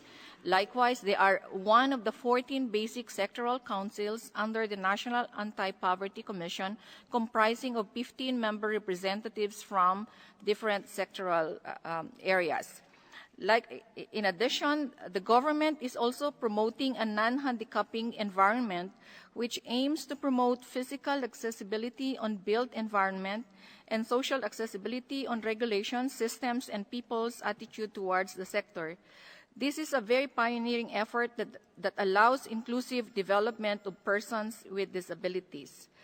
In 2005, a presidential directive was issued encouraging local government units to adopt community-based rehabilitation programs for persons with disabilities. As of today, a total of 400 local government units are implementing community-based rehabilitation programs. And then there are a total of 259 local government units that have already established Persons with Disability Affairs Office, while another 617 have designated their focal persons, and 214 local government units have organized or formed their own committees on persons with disabilities. To ensure accessibility, the accessibility law of the country has organized a task force on accessibility to ensure mobility in public transportation and provision of designated seats or couch for persons with disabilities. There is also the regular conduct of accessibility audits in public and private buildings and establishments. To ensure information accessibility, we have developed a web accessibility initiative guidelines that are now being implemented amongst government agencies. In the area of education, the government has established special education centers for children and youth with disability nationwide. We continue to conduct sign language for education personnel and the textbook production using Braille and administration of exams accessible to children with disabilities and the conduct of multi-year special education caravan in communities. In the area of employment, there is a bill currently being deliberated in Congress to expand the positions reserved for persons with disabilities in government, amending the provision of the Magna Carta of persons with disabilities on equal opportunity for employment. The Employees' Compensation Commission initiated a program for persons with disabilities that provides rehabilitation services for occupationally disabled workers, which include medical surgical management, hospitalization, vocational training, and assistance for placement. Thank you. Madam President, before I close, I wish to comment on two other matters. First, the one raised by Pakistan, asking for feedback received from litigants about the effectiveness of these procedures. We shall take this as a cue for us to institutionalize such a feedback mechanism in terms of access to justice by litigants, although a number of measures had been undertaken already by our judiciary as well as the Ministry of the Department or the Ministry of the Department of Justice. Morocco was also inquiring on whether anti-corruption and poverty are part of the 16-point agenda of the President's social contract with the people. They are very much part. They are the pillars, they are the core principles under this 16-point agenda of the President's social contract with the people. Indeed, the Aquino administration is determined to run after grafters, to perpetrators of corruption and human rights violations. And talking about corruption as we speak, the Philippine delegation is quite ecstatic about a major development back there in our country where there has been a historic verdict handed down by the Philippine Senate as an impeachment court, which has rendered a verdict of conviction against the sitting Chief Justice of the Supreme Court of the Philippines. That is quite a major development, indeed unprecedented in our history. This is one sign of the Aquino government's seriousness in combating corruption. That's all with respect to the queries posed in the second round of interactive dialogue, Madam President. I thank Her Excellency and the delegation for the presentation and participation in this review. The report of the review will now be prepared by the members of the Troika, namely the representatives of Hungary, Qatar, and Uganda. The report is scheduled to be distributed on Thursday, 31st May at 12:30 and adopted on Friday, 1st June at 3 p.m.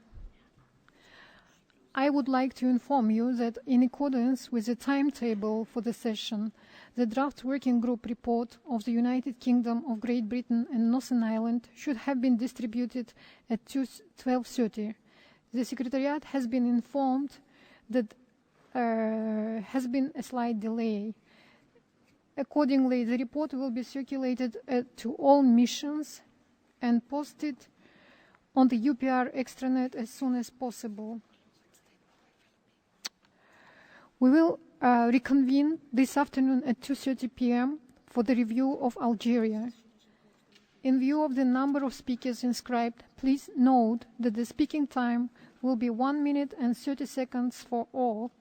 I kindly remind all delegations inscribed who wish to withdraw from the list to inform the Secretariat as soon as possible and at latest 30 minutes before the review. Once again, I will now give the floor to Her Excellency Ms. Leila de Lima for the closing statement. Thank you, Madam President. Distinguished delegates, ladies and gentlemen, on behalf of the Philippine delegation, I wish to convey our gratitude to you, Madam President, for efficient handling of this session.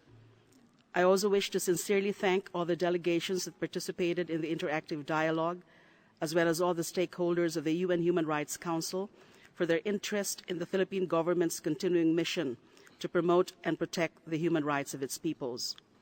Our delegation endeavored to answer all questions that were posed to us within the limited time available.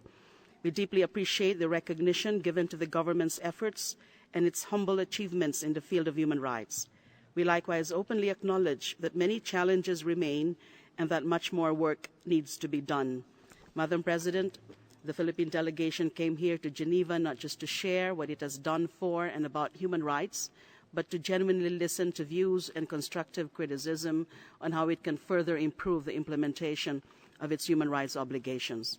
Thus, the comments and recommendations we received today from the members and observer states of the UPR Working Group are valuable to us and shall serve as good food for thought as we continue to strengthen our human rights promotion and protection measures. We wish to assure the Council that the Philippine government will study each of the recommendations it received today very closely and seriously and shall in due course provide its responses to all of them. In order to ensure that recommendations coming from state parties during this session will be properly acted upon, the Presidential Human Rights Committee has begun discussions with the Commission on Human Rights for the creation of a UPR State Commitments and Recommendations Monitoring Group. Human rights CSOs and NGOs, such as the Human Rights Watch, will likewise be invited to be part of this group. Madam President, distinguished delegates, I wish to reiterate that the Philippine government, led by President Benigno S. Aquino III, pursues a social agenda firmly rooted in human rights. We are very happy to note that most countries had taken note and commended the 16-point agenda of this social contract. Human rights are embedded in the fabric of government policies and actions. The Philippines will continue to be a thriving democracy of freedom-loving people that cherish their constitutionally guaranteed human rights. For this reason, the Philippine government will always strive to achieve the highest levels of human rights protection for its people. wherein those responsible for human rights violations shall, in all verified cases, be held accountable and subject to the law. Allow me to conclude by congratulating the Human Rights Council for the successful commencement of the second cycle of the UPR. This important mechanism promotes genuine international dialogue and cooperation on human rights. The Philippines is therefore honored that it had the privilege to be among the first countries to undergo the second cycle. It has given us a precious opportunity to reaffirm our unwavering faith and commitment to fundamental human rights as a responsible member of the United Nations. We look forward to working with the distinguished members of our Troika and the Secretariat in the finalization of the report of our interactive dialogue held today. I thank you very much, Madam President. I thank Her Excellency and the delegation once again for the presentation and participation in this review. Now this meeting is closed.